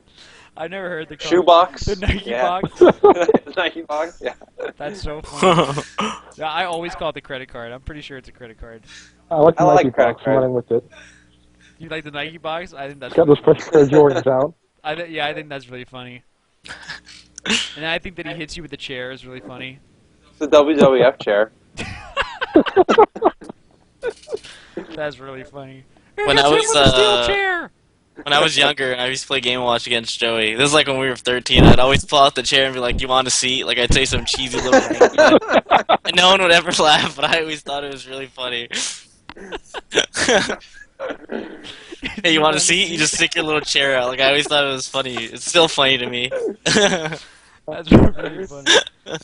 Oh, the great debate: bacon or sausage. I think Game & Watch absolutely throws out bacon. I think bacon. I'm gonna have to go with It bacon. just looks like bacon. You gotta. I mean, it looks like bacon. You gotta It go with comes out of a bacon. frying pan. I put sausage in a frying pan though. Yeah. Dude, you know what everybody should look at sometime is the Prima official Melee guide has the official names of every Melee move, Dude, that's so and funny. some of them are just fucking bizarre. Like what? Think of a Okay, one. yeah. Doc's, one of Doc's smashes, I think it might be his up smash. It's called Ear, Nose, and Throat. I like Ear, it. nose, and throat. Yeah. That's terrible. Oh, yeah, and Fox and Falco's back throws are the Ski Blasters. Ski Heat blasters. blaster. Ski Blaster. Are you serious? Yeah. And every one of Ganon's moves is just amazing. It's just like wizard punch, warlock fist, spinning Yeah. spinning back Fucking- knuckle. Armor Crusher, fucking Dirt Nap, What's his up B called? It's like the deep dive or the Dark Dive. Dark dive. Yeah, okay, we definitely need to buy that because I think Ski Blaster. It's pretty funny. Yeah. Best Ski Ski Blaster of all Blaster. time is definitely in the Rave Times 2 combo video. It's like the dash away and then they grab and Fox and Falco keep missing and then the Falco Oh my grabs God. the Fox and Ski At Blaster. the end, ski and blastered then the kid, pauses dude. it. You get Ski Blastered into pause. That was really amazing. Anyway, yeah, that sounds like a great idea. I'd give that a solid score.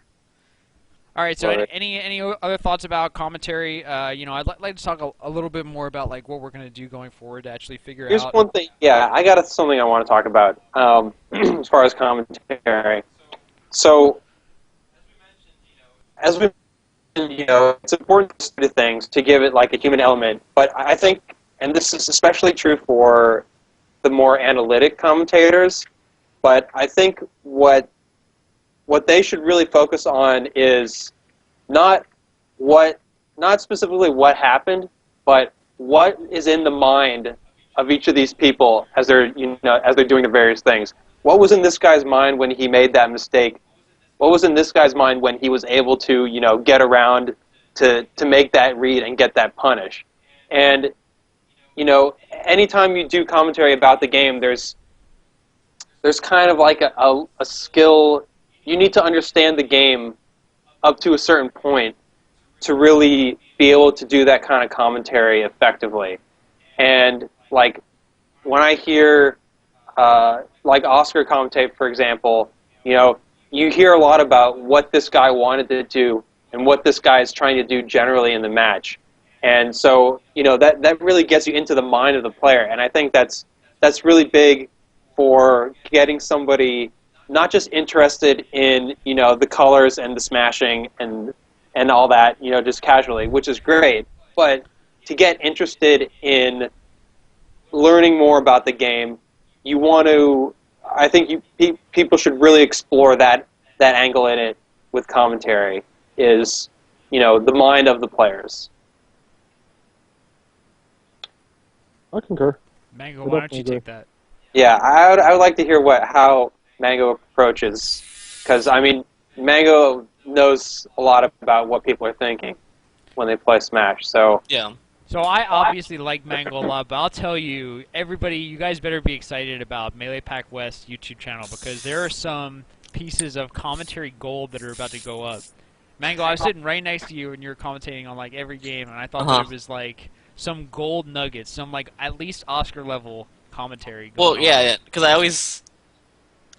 don't feel like a lot of the commentators can do that, because a lot of them aren't, like, that good.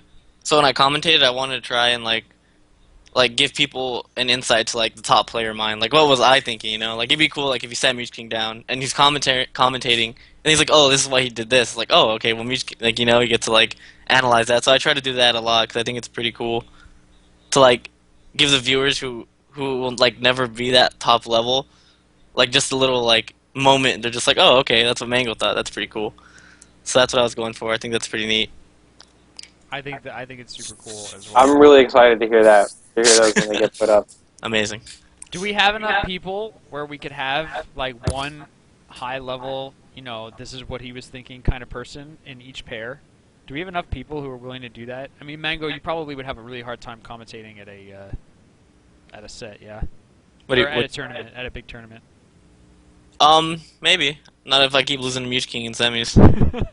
I have a very easy time. A super easy time. How many times do you get gimped? Like 13, dude. 13 times. At least. At least. Tough day for the kid. It was. I don't want to talk about that anymore. But yeah, yeah. Dude, somebody said, what about you and Oscar commentating together? How do you think that would go? I think it'll go pretty good, and we're pretty comfortable with each other, because we talk to each other every day. I think that might be pretty good. So I think it'd be pretty good, actually, now that I think about it. Yeah, I didn't think about that either. Yeah. We'll try it at NorCal Regionals. How about that? Okay, me and Oscar are a team. I'm going to tell him about it right now. He should be watching. His name is Scotty Pippen, and he's playing Counter-Strike 1.6. That guy cracks me up. Yeah. Well, anyway, Sheridan, I like that a lot, and I also think that it's super accessible. Like, there's Prague brought up the sort of ends of the spectrum where it's like you have commentary for people who are smashers, and then there's like scales of how good of a smasher you are. Then people who are non-smashers and how much they actually know about the scene, or how much if they're just completely new to the game and like appealing to different groups.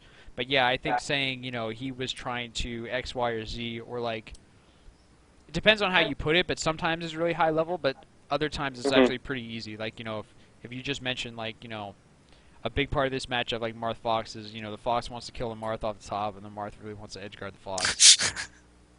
Sure, yeah.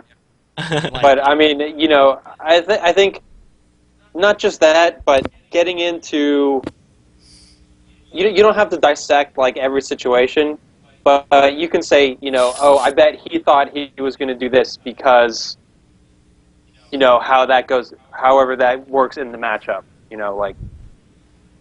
However, I can't think of a good example right now, but always connect it to the matchup, but also connect it to the minds of the people that are playing it.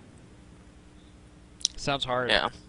Yeah. I just think that Melee's such a hard and crazy game that even like commentating it is pretty difficult. And it's fast. It's so fast. I think a lot of commentators they just get stuck on one thing, but like in that 10 seconds, like 100 more crazy things have happened. You know, like it's Yeah. like it's Yeah. too It's fast like paced. you want to expound upon it, but at the same time, There's no you're time. already past it. Yeah, Yeah, it's really Melee's difficult. Melee's Which crazy. actually, did want to mention, again with the Smash Lab, what you guys are doing with that is phenomenal because you are bringing that. You do have time to pause. You can expound Yeah. upon a lot of things. So definitely things like that are things the community definitely need to get into. So there's two things on that note. Number one, as most of you know, my computer like totally died, maybe 3 or 4 weeks ago. So, Moment of silence. Yeah, moment of silence, dude. The hard drive in here is my solid state that I love so much. It is just not working at all. So I'm on my backup hard drive, which is working fine for now. It's a little bit slow, but whatever. But luckily, I do have all of the Smash Lab episodes, so I will be putting them online. The Mango one is a lost treasure. So it's going to be available for everybody tonight. Woo! Yeah. Also, it is working, right? So I'll do more. That's that. Dope. Boom. All in. Yeah, I'm pretty excited to continue doing more. The Beavateki set is up, so we can get hacks on. Mango, whenever you want to do one, that would be awesome. I can do it whenever. Sick. So, we want to take calls, or is there a couple things that anybody else wanted to say? I do. Nobody called. Oh, okay. Oh, Wow. and what about instant replays? Instant replays would be so sick. You know, Oh my God. A couple That of would be- streams do have instant replay available. However, I haven't seen anyone in the Smash community able to pull it off yet. I haven't checked in with Chiba or Video Game Bootcamp to see if they have what's necessary. But I mean, even Team Spooky, they can rarely do it. It's apparently it It sounds takes a hard as lot fuck. more. Yeah. instant replay So- would be so cool. If you can just like real quick before the next match, you could you could show one person taking the other guy's all 4 stocks like in a replay, just like, oh, this is how he took stock one. Oh, It's just dude, like that's so Wow. cool. a little montage. Yeah. Like, oh, look at those 3 Ken combos in the montage. Like that's how he's getting a lot of his kills. Like that'd be super Yeah. cool. I think. Like I it's- give that like at least a 6.5. Yes. Whoa, Yeah. whoa! It's like the first Five. idea. First- yes. Yes. it's a solid Whoa, six. whoa! We gotta slow down here, Sheridan. You're a little bit loose. All right, with yeah, your, I'm a little generous you're tonight. a little loose with your points tonight. Amazing. You're just giving it away. That'd be so cool. That would be so cool. So, I think we could do it. We got to figure it out, It's- man. So basically, you're recording as the match is going on, and then you have to take I think that it requires footage a second and then, setup. I'm not sure. ugh, second setup, Prague. What do you think? I'm not made sure. Yeah, money? I think you would. I'm gonna actually. I think I'm actually gonna run into Spooky sometime soon. I'll ask him about it next time I see him. Sounds good. If anybody's an engineer and you know how to do it, you let us know. All right. All right, big guys. Hey, I'm having conflict. Frog, you go to a local arcade around your area? Yeah, I go to Next Level Arcade. Next Level? Yeah. I think, okay, cool. Because I talked to this guy that I think he might know you. Just like on a completely random different hub. Who? So that was this guy named Akuma Hokaru. I know him. You do? Okay, Like cool. I don't know him, but we have like mutual friends. But yeah, I know him. Okay, interesting. That was just random as hell, but yeah. Yeah. That was definitely Cool. super random. Well, I'm down to do call-ins, so it's 8:23. I'm gonna wait for, we'll shoot the. Can I say shit? I can say whatever I want. We'll shoot the shit for another 5-10 minutes or whatever, and then I still feel sick, so I want to go to bed. Weird. I'm I waiting on wanna my play Counter-Strike, dinner. but- Tough. Was my dinner coming? Did I hit? Fuck. I didn't order dinner. You didn't order dinner? Oh, Prod, this is bad. I haven't had dinner yet. This is gonna be tough. How do you call gotta in? That's move. a great question. You message me on Skype and say, "Hey, Scar, I want to call in. I want to talk about X." Don't actually say X. Yeah, Oscar, I'm down, dude. Oscar, you should call in and talk to us about how you commentate. Oh, Metal Monstar. Fuck. I'm gonna pull you in, bro. There's also a good She's chance to open. ask Mango any questions that you have. Mango, I have a question. Hey, how's it going? What's up, Metal Monstar, level 100? You're on the show. Hey, how's it going? Can you guys hear me? Yeah, it's going We pretty hear you good. loud I and can clear. hear you. How about I you? watch. You hearing us? Yeah, I can hear you guys. Excellent. I think with a lot of I'm not the hugest fan of commentary and stuff like that, but I think it does add a lot to.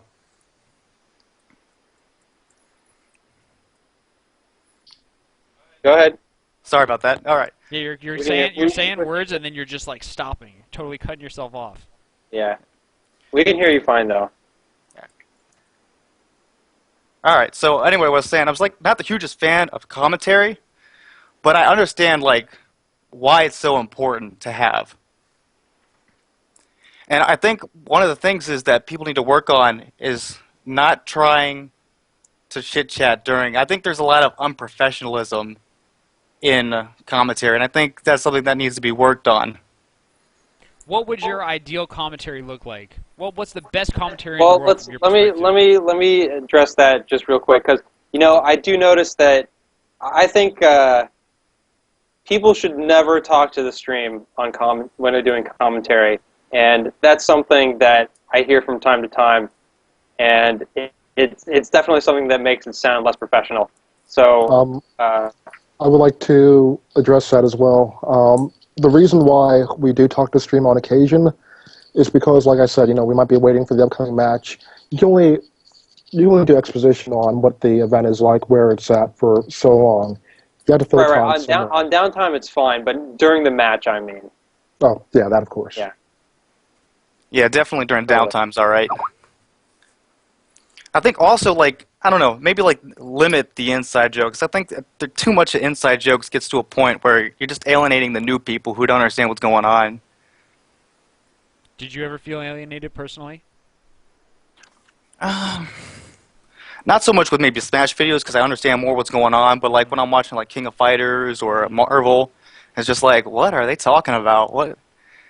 I see. So it could be well, I'm sure that with everything, there's probably a point where it's too much. Yeah, You gotta definitely. find that balance. But yeah, what do you mean by like? Cause I'm wondering if by chit chat you mean just like talking to each other about things that don't have to do with the match, or talking to the stream, or what you mean by that? Oh, a lot of times, yeah, the commentators would just kind of sit and chit chat with each other. How's it going with you? Oh, yeah, I'm doing okay. It's too much. It's too much for Middle Monster. Yeah, you're just watching the match, and it's just like, why are they talking about ham sandwiches? So They're there delicious. Yeah, I can Depends understand on how that. good the ham sandwich. Yeah, and it also depends. Like, I think if it's at a locals in particular, I think it's fine to do that because you're kind of just giving people a sense of, hanging out at your local tournament. It's not a big deal, just chilling, right? And I think just shooting the shit, as some would say, for a few sentences during the match when nothing is happening, it's not a big deal. But definitely when you get to that regional, national level, I totally agree. And Again, I see some. yeah, go ahead. Go ahead. I'll let you finish. I was just going to say between games it's fine, and it can definitely add to it, but not during the match. I see some people talking about Haz and the Me Too King Hot Pocket story at ROM. I think, that was mid-set and everything, and of course I was involved as well. I think at that point it was actually fine, and here's why. Because of the events that happened prior to that, the entire tournament was kind of deflated because, you could see that people weren't invested. It kind of brought some sort of a spark, some sort of excitement back to the set. So, Yeah, I think definitely everything has a time and place, but yeah. And then also Metal Monster, there's certain people where, like maybe your taste is different from everybody's, right? So we've been talking for pretty much the whole episode about like that balance and sort of finding for each individual commentator to find their voice, right? So maybe it was the best thing for Haz to do in that situation, but other people, maybe it doesn't feel as right. Do you know what I mean? Yeah. No, I definitely. Yeah, I'm with that analytical group there. You know, I like hearing about what's going on. Why did he choose this? Why did he do that? What move did he use? Oh, he mixed them up, crossed them up, kind of stuff. You know. Yeah, for sure. Cool. All right, man. Well, thank you so much for your call in. You have any final thoughts? No, that's about it. Thanks for coming on. Cool. You've been on Melee It On Me. Yeah, Metal Monster. See you, bro. Peace, dude. Scientology. All right, so we have the Crimson Noob. Crimson. Crimson Guzzler. Oh, geez. Actually, Scarlet, can I interject before we get him going? Yeah, I'm gonna remove it. You All had right. your time, Crimson Blur. But for those of you that did watch Winter Brawl, I know they did have a stream. You guys might have seen the winner of not only one, but two Metal Master Swords, 2 coloring pages, and this Definitely kick Crimson limited Blur off. edition Hyrule Historia, leather-bound gold pages. The winner of that event has to pick these up, or else I'm gonna use them myself. Give them to somebody else. Yeah, just keep. Yeah, dude. Yeah, Get another random number off that list. I still have the list. Yeah, yeah. Of course, you might get the same guy again and again, but you know. All right. Sorry, Crimson Blur. Look at that picture. Oh What a yeah, guy. that's well, dude. We gotta make it front and center. Yeah, make it big. Handsome young man. Harry, you there? Yeah, I am, dude. Dude, it Can you hear sounds me? like you're like in a washing machine or something. Well, I'm not, but I hear him all right. shoot that pose. How do you guys not know MDVA? That's Nice like our picture, by the thing. way. Dude, it's the stuff. We know it's the Anyway. that pose. That's why we were commenting on it. Dude, I gotta keep it MDVA true. All this Cali stuff. Only Frog is holding it down. I'm like, Dude, "Can I on?" Dude, I'm having none of it. I don't like it at all. Oscar said you took that picture just for the show. He 5 did. seconds ago. What's up? What's up, Harry? anyways, about commentary and stuff. There's a lot of stuff that you guys said that's really cool. But on the last point, I think Metal Monster talked about it. I actually disagree. I think commentary in general has to actually get more sophisticated and detailed, because what we're aiming at right now is integration with FTC and introducing people to the game. A lot of people don't know that our game has the depth that it does. So when we go deep like that, it actually tells them things that they don't even know exist. When we go really simplistic, which is kind of good, it works on the people who are already interested and pulls them in. But when we go deep, even though they don't understand it, they realize it's godlike. That's all they need. They just need to know it's godlike. I mean, that's what a lot of the high-level FGC people do. I mean, if you look at the Balogram finals at last Evo, they were talking about stuff the whole time. They were yelling to the mic a lot too, but they were saying stuff, and I didn't understand any of it. But it was enough to make me realize it was amazing, and that's all it really takes. And I think that little aspect is always lost. If people say always simplify for the crowd and stuff, but they don't need to know what's happening. They just need to know that you're excited about it, and that's really the most important thing. All right, you get snaps. I give you snaps. It's a solid point. This is a good call-in, Blur. I could dig it. Thanks. You got But I something can, to dude. say. Yeah, dude. Yeah. But you know what I would really like is if we could talk about that even amongst ourselves a little bit more. Because I know that there's moments in the game where some of the stuff that people do, it's like a mix-up within a mix-up where you have to hit a specific, where you have to do something that's pretty technically impressive. Yeah. But I don't always know what that is because we don't really talk about it a lot. I know what the Captain Falcon mix-ups are, and they're Yeah. kind of interesting, but do you know what I mean? We should talk about that more Yeah, in general. but I think his point is good, but it should always be apropos of what's happening in the match. Don't delve into anything too technical, just during during discussing the matchup or the players or anything like that. You only need to talk about that crazy stuff when something cool in the match happens, and it was because of this really deep phenomenon that we have. And that's what's going to make people realize that people are getting hype over this game because of this, really technical or really interesting, feature or tech in the game. So on that, I would agree with that caveat.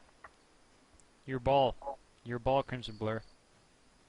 Okay. Well, I think that there's definitely it's a sliding scale. It's not you have to go one way or the other. And I think Sure. where we lack in communicating it to new players, that just means we have to change up our terminology. So, for example, let's say you know how you have spawn platforms at the beginning of a game, and you have a bunch of options at the beginning. So if for example, Westfalls at the beginning of every game on Yoshi, he just fast falls straight through the top platform. He picks player 3, and he down airs your face. If you don't know that when you're playing him, he's going to down air you and you're going to die, right? You can explain that to a new player, and every set I watch with Wes, no one says it, and he does it every time.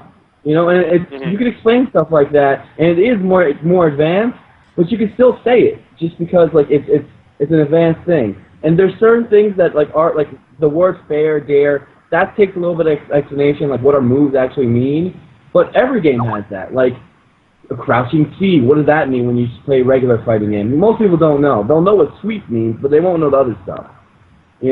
So that takes a little bit of time, but some of the stuff we don't even cover, and I think that it would get the established people to watch more videos. I would watch, whenever good commentary is on, if Lovitz is on the mic, I pretty much watch Scrub play. I don't care. And yeah, well, it goes. I think your example. Go ahead, Sheridan. Okay, yeah. So I think your example actually isn't that complicated. It's well. What I was thinking. It's complicated. It isn't. I'm sorry. When I think of complicated things, I think of something like something more esoteric, like pivot grabs or something like that. That's something that we all recognize is difficult to pull off, in the heat of the moment, but can be really useful. And if somebody does it really well, then we'll get excited about it. But somebody who doesn't know what that is, there's no reason basically ever to explain what pivoting is on a national during commentary at nationals unless it happens. So that's kind of more what I'm saying is, don't get into the esoteric, even if they're really cool details, unless it's something that's appropriate to what's going on in the match. But can't you just say for a pivot grab, a frame-perfect dash back grab? They'll understand that, there are other ways we can term it that you get. The advanced players know what you're talking about, but at the same time, the new players kind of know what you're talking about too. Do you have to be frame almost every term we have. It's one frame, yeah. It's pretty much one frame. So every time I do a pivot grab, you're telling me that I'm on the exact same frame doing what? Pressing turnaround and grab. Yeah, on the frame that you have a standing. Yeah, Bobby, you're pretty good. But it's mostly if you have momentum and you do a pivot grab, then it's not frame perfect. It's if you stand during the turnaround. Wow. Yeah. So if you're pivot grabbing and you're moving forward, after the dash back, then you're not really pivot grabbing. You're just doing a jump cancel grab going the other direction. Right. I didn't know that. Yeah. So well, I guess I'm going to interject. Yeah, there are other ways to state what things are, but at the same time, a lot of people have been questioning if we do that, do we kind of lose a bit of ourselves in there? This is terminology that is within our community. If we do expand and say, if we go for frame perfect, which, like you said, is kind of, it does carry on from community to community, but we already have our own term for it. Are we kind of losing our soul? Are we losing our soul? Well, I think pivoting is like a subcategory of frame perfect technique. So we don't not use frame perfect. I think that would be okay. But yeah, if we said turnaround grab, if we eliminated saying pivots, turnaround or spot turnaround or something like that, then I think that would probably make me a little bit sad. But I don't mind saying pivoting is frame perfect. That's fine. It's pretty Right. But I mean, you I could would say still use the Frame's word perfect pivot. back. good. Exactly. But I Frame would still perfect use the word pivot pivot, is but kind just of explain it maybe in cumbersome. terms. Yeah. Yeah. I mean, like, it's the wife did this really well, and how instead of saying, like, he always named moves, like, Peach's dash attack is a push. You know, like, and there's so many examples of when he did that. Yeah. He even, like, called, they always called Shine Reflector, because actually new players probably understand what Reflector is more than Shine. You know what's that's weird is actually, like when I first heard the word shine, I immediately knew what it was for Oh, whatever okay. reason. I not everybody's experience is probably going to be like that, but when I first came to the board and I saw people talk about Fox's shine, I immediately associated that with the reflector. You're just one with the forest, Sheridan. I know, man. That's why I play Fox. I Yeah. used to hate Well- when they called it Shine. Why they call it Shine? I hated it. And space animals. Oh, there's like one thing that I just hate that phrase. Why would you call them space animals? Why? It's like 10 syllables. You just say Fox and Falco just as easily. Like, why are they space animals? This is fun. What isn't the shine from what Fox and Sastifer? Falco is not. What about Sastifer? Wasn't that his term because he wore a shiny shirt or something? Matt Deasy wore a shiny shirt.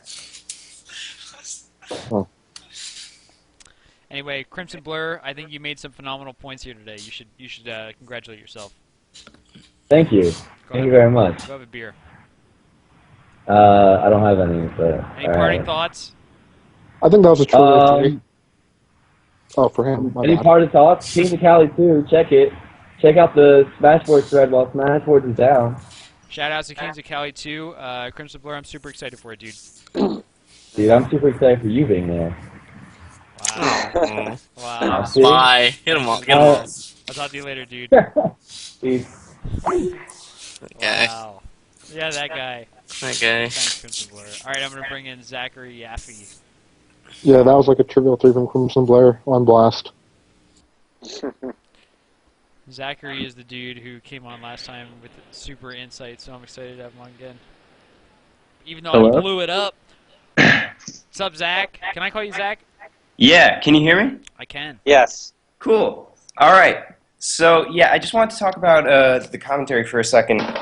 So, like, we're all sort of getting at, what is commentary at a sort of fundamental level. And it's just kind of interesting because I'm studying English right now, and just in a literary sense, commentary is all narrative. Like, Yes. the commentary, the technical commentary, it's all narratives. If you all break it down, it's just different kinds of narratives.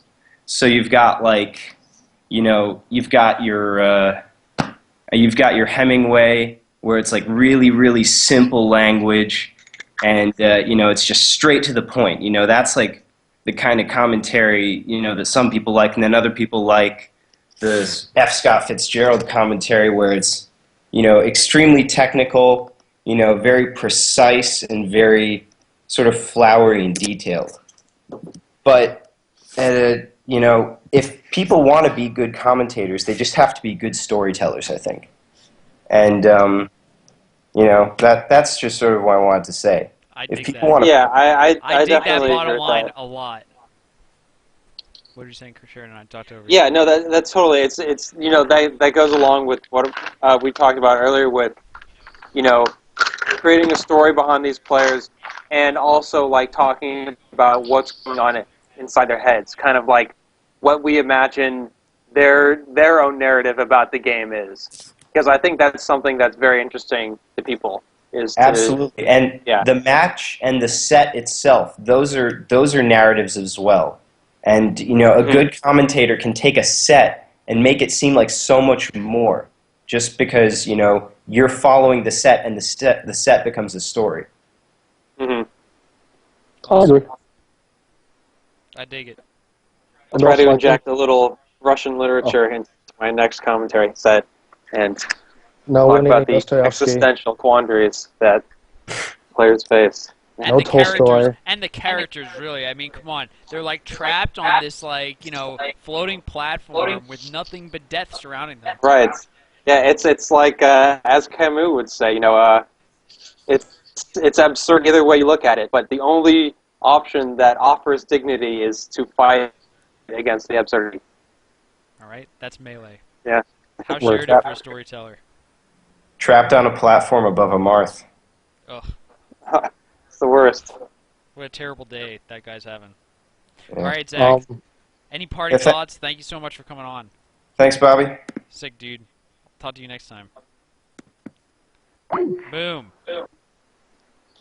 Azuzu had like a really good point in Oh the stream yeah. chat. I was actually gonna read it. I was about to Go for move it. on, but yeah. Connect 4. So yeah, Zuzu had a brilliant comment. It's not relevant to commentary, but it is sort of relevant.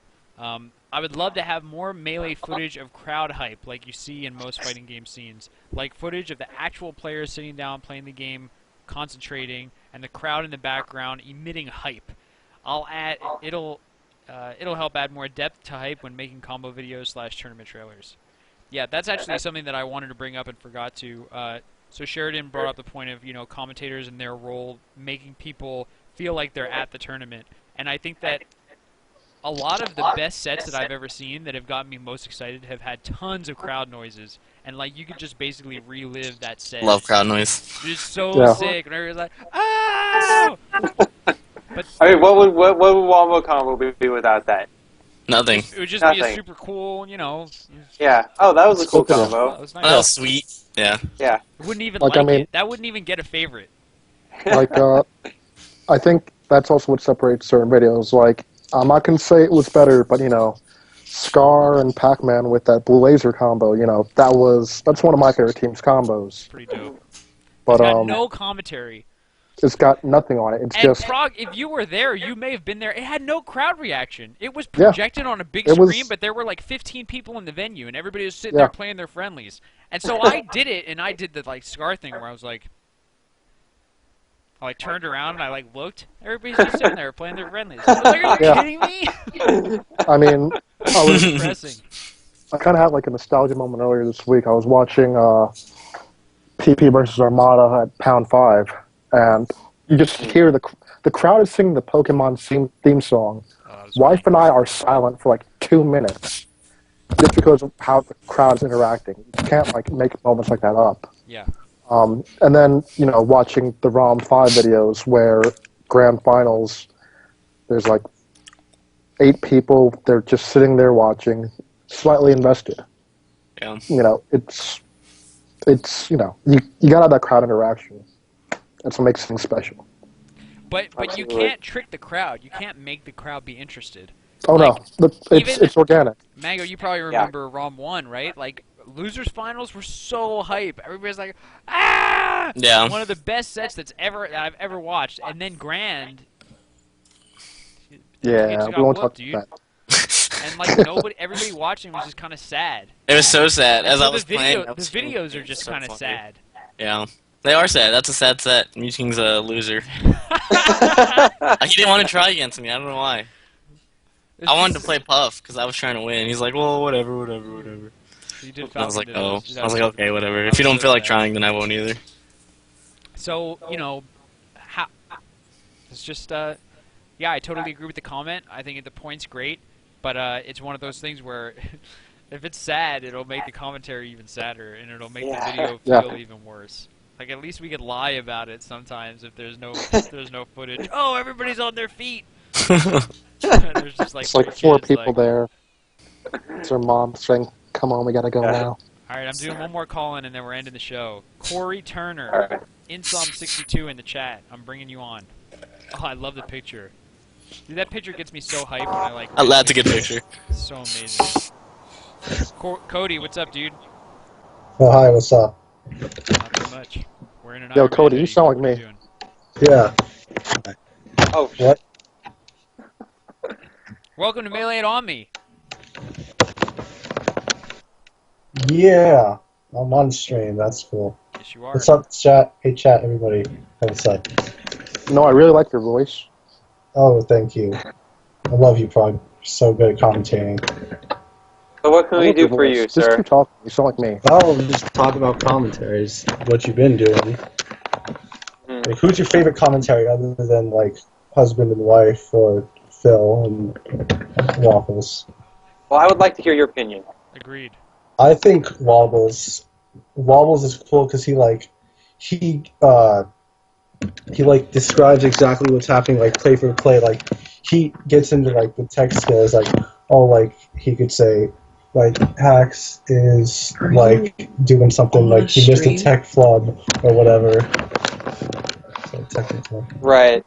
Word. Yeah, it's interesting because I see like a pretty mixed opinion, a mixed set of opinions on Wobbles. What you were And doing. I always thought I always really enjoyed his commentary. So Mike is everything. I know. Get away. Whispering is not helping you at all. Wait, who's talking? What is happening right now, Cody? My brother is in the room, and Actually, it's me. I'm a ventriloquist. Yeah, Oh, I was actually looking at the blue, wires around people, and Skype tells me so. Maybe you're just that good. All right, well, he got kicked. Booted. I'll see you, Cody. Thank you so much for coming on the show. Melee it on me. Amazing. What were you saying, Sheridan? Oh, I just thought it was interesting that I see just like generally a mixed opinion on Wobbles when I think he's pretty amazing myself. So, I don't know. I guess some people, they sustain themselves on, the hype and everything, and that's fine. But I find his commentary really interesting. I like Wobbles. I don't want to say anything bad about anybody on the show. I don't particularly like his style, but I can tell that he does a great job for those people who do like his style of commentary. It's not my thing. That's all I can say about it. And I think that it's better to say that than to say he's bad, because it's not. How could I say that? Right. It's not fair. All right. I'm not an objective, authority on commentary. So yeah. Like I said, I always look at wife when I go back for commentary. Yeah. Legend. Yeah, absolutely. Yeah. I mean, even at Pound 5 in Grand Finals, when he wasn't up to date on the metagame, he knew how to set things up for the other people he was commentating on with him. And that's just something that that's essential. Because you're not going to know everything. No one will. But being able to hand it off, to set it up, that's what counts. But besides him, of course, Waffles, Phil will go along with them, Lovage, Wobbles. I really don't think that the Smash community of its main commentators has anyone that I would say is a bad commentator. But everyone has their roles, and it's really good at sticking to them. So. Totally. Awesome. Well, I still think that my favorites are Oscar and Bob Money and Phil. I love Bob Money, man. I think Oscar, Bobby, and Phil can all do hype and analytical very, very well. And I think that, Bobby's so much fun to listen to. What a guy. Oh! I just really wanted to commentate on my matches. But I hate when he commentates and I get junked. Because then it's just so disappointing. I remember I was playing Kevin today. He always does that. Ooh, yeah. Bobby, Oh my God! really... Did you do it again? And I went, ooh. Ooh. I don't know if I agree with that decision, but Bobby. Totally, man. All right. Well, hey, man. I think that's our show, episode 8 of Melee It On Me. We're gonna wrap it up. Can I go around the room? Everybody, give me your shout outs. So, thanks for coming on the show. Thanks to my special guest Mango. Thanks to the extra special guest Prague, who's now retired twice over. Cactuar, we miss you. Prague, what's going on, man? How's the rest of your week looking? What are you gonna do between now and next Melee It On Me? I got another shoot tomorrow, Friday, and another shoot Saturday. I think I'm going to be at Next Level Arcade under my other alias, I Am Science, playing Marvel vs. Capcom 3. Also have a YouTube channel for that, for those that are interested. I might link it later on, but that's it.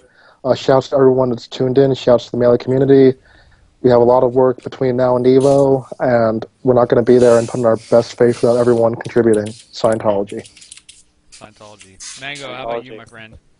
Let's play some CS. You want to play CS after? Do you want to stream it? I can stream it if anybody wants to watch it. We'll stream it on Mango's. He's a better... I'm too tired. So yeah, I'll stream and then. Yeah, we'll do a raid. We'll do a mega raid. So then everybody can subscribe to your channel. By the way, please follow me on Twitch. Twitch.tv/Bobby_Scar is where you are right now. Just hit the follow button, please. And then you can follow me on Twitter at @BobbyScar. And you can follow Mango at @Mango, the capital or 0 and 2 underscores. And Prague, Capital 0. And Prague at Thanks, Darren. @ProgDucto, yeah? Yes, It's sir. actually on the stream. So follow us, dudes. right Sheridan, here. how are you looking for the next 2 weeks? 2 to 3 I'm weeks. I'm definitely not going to be able to do another show in the next 3 weeks. What the F? I have to do one without you? Yeah. Yeah. Oh. Could happen.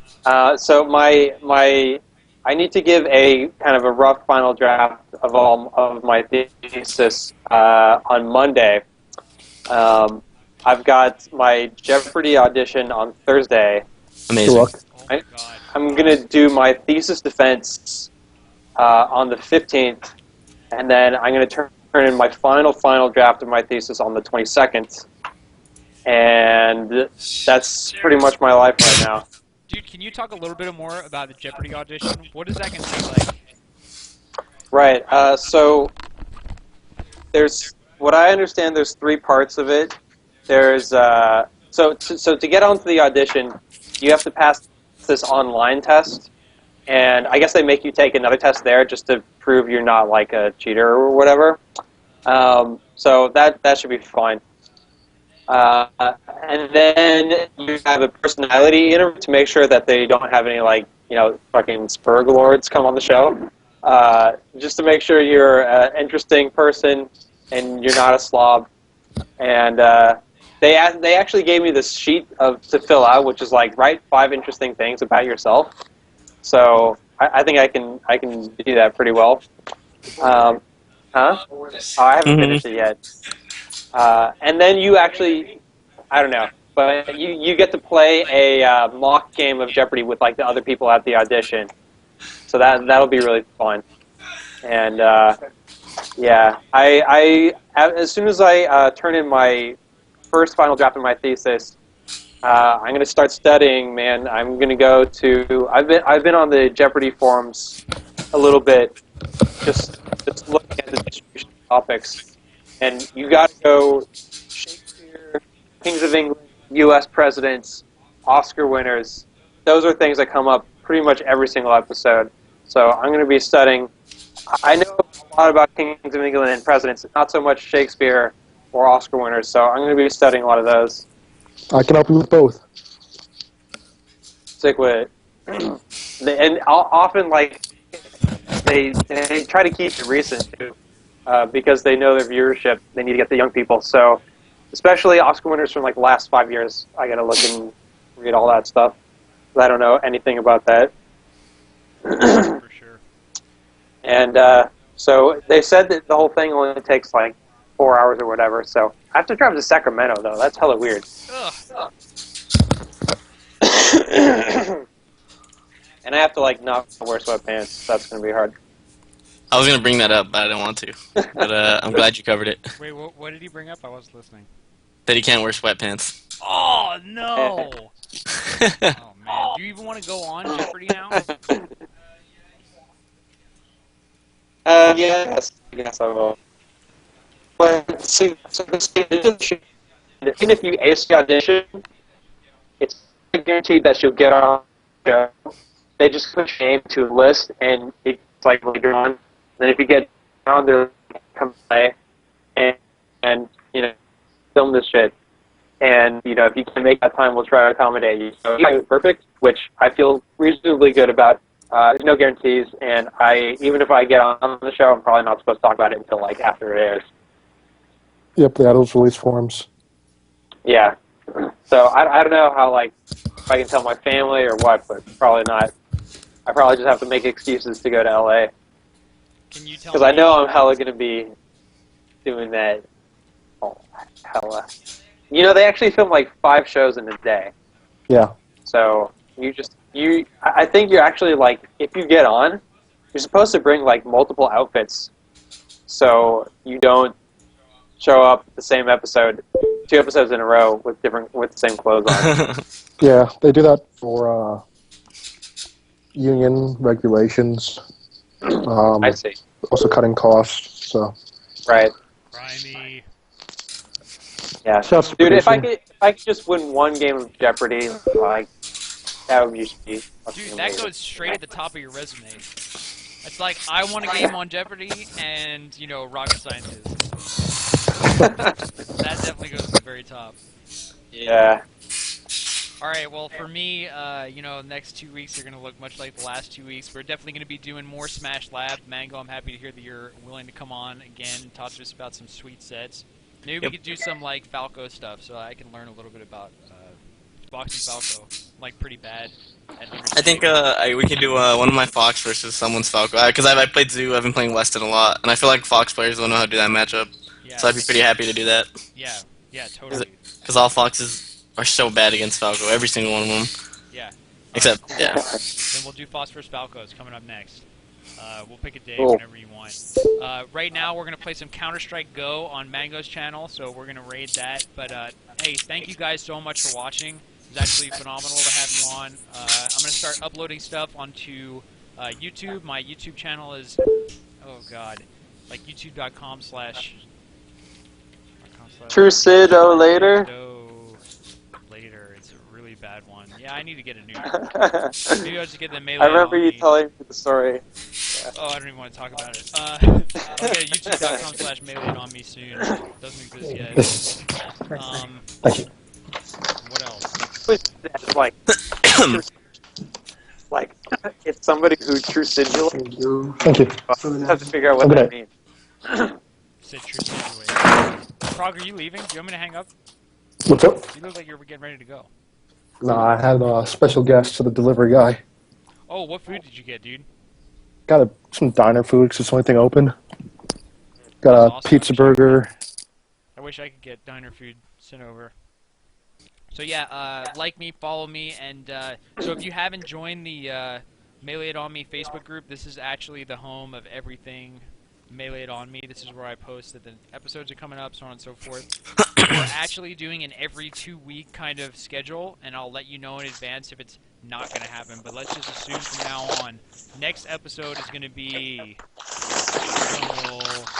Wednesday, the 13th of March, 2013. So I will see you guys then, and I'll see you before then for the Smash Lab. I'll also post about that.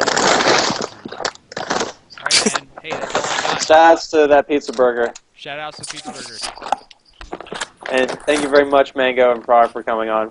Alright, let's go Fun. play CS. Alright, later, guys. See ya, Sheridan. See Later, ya, bro. guys. Thanks, everybody. It's pretty good. Good.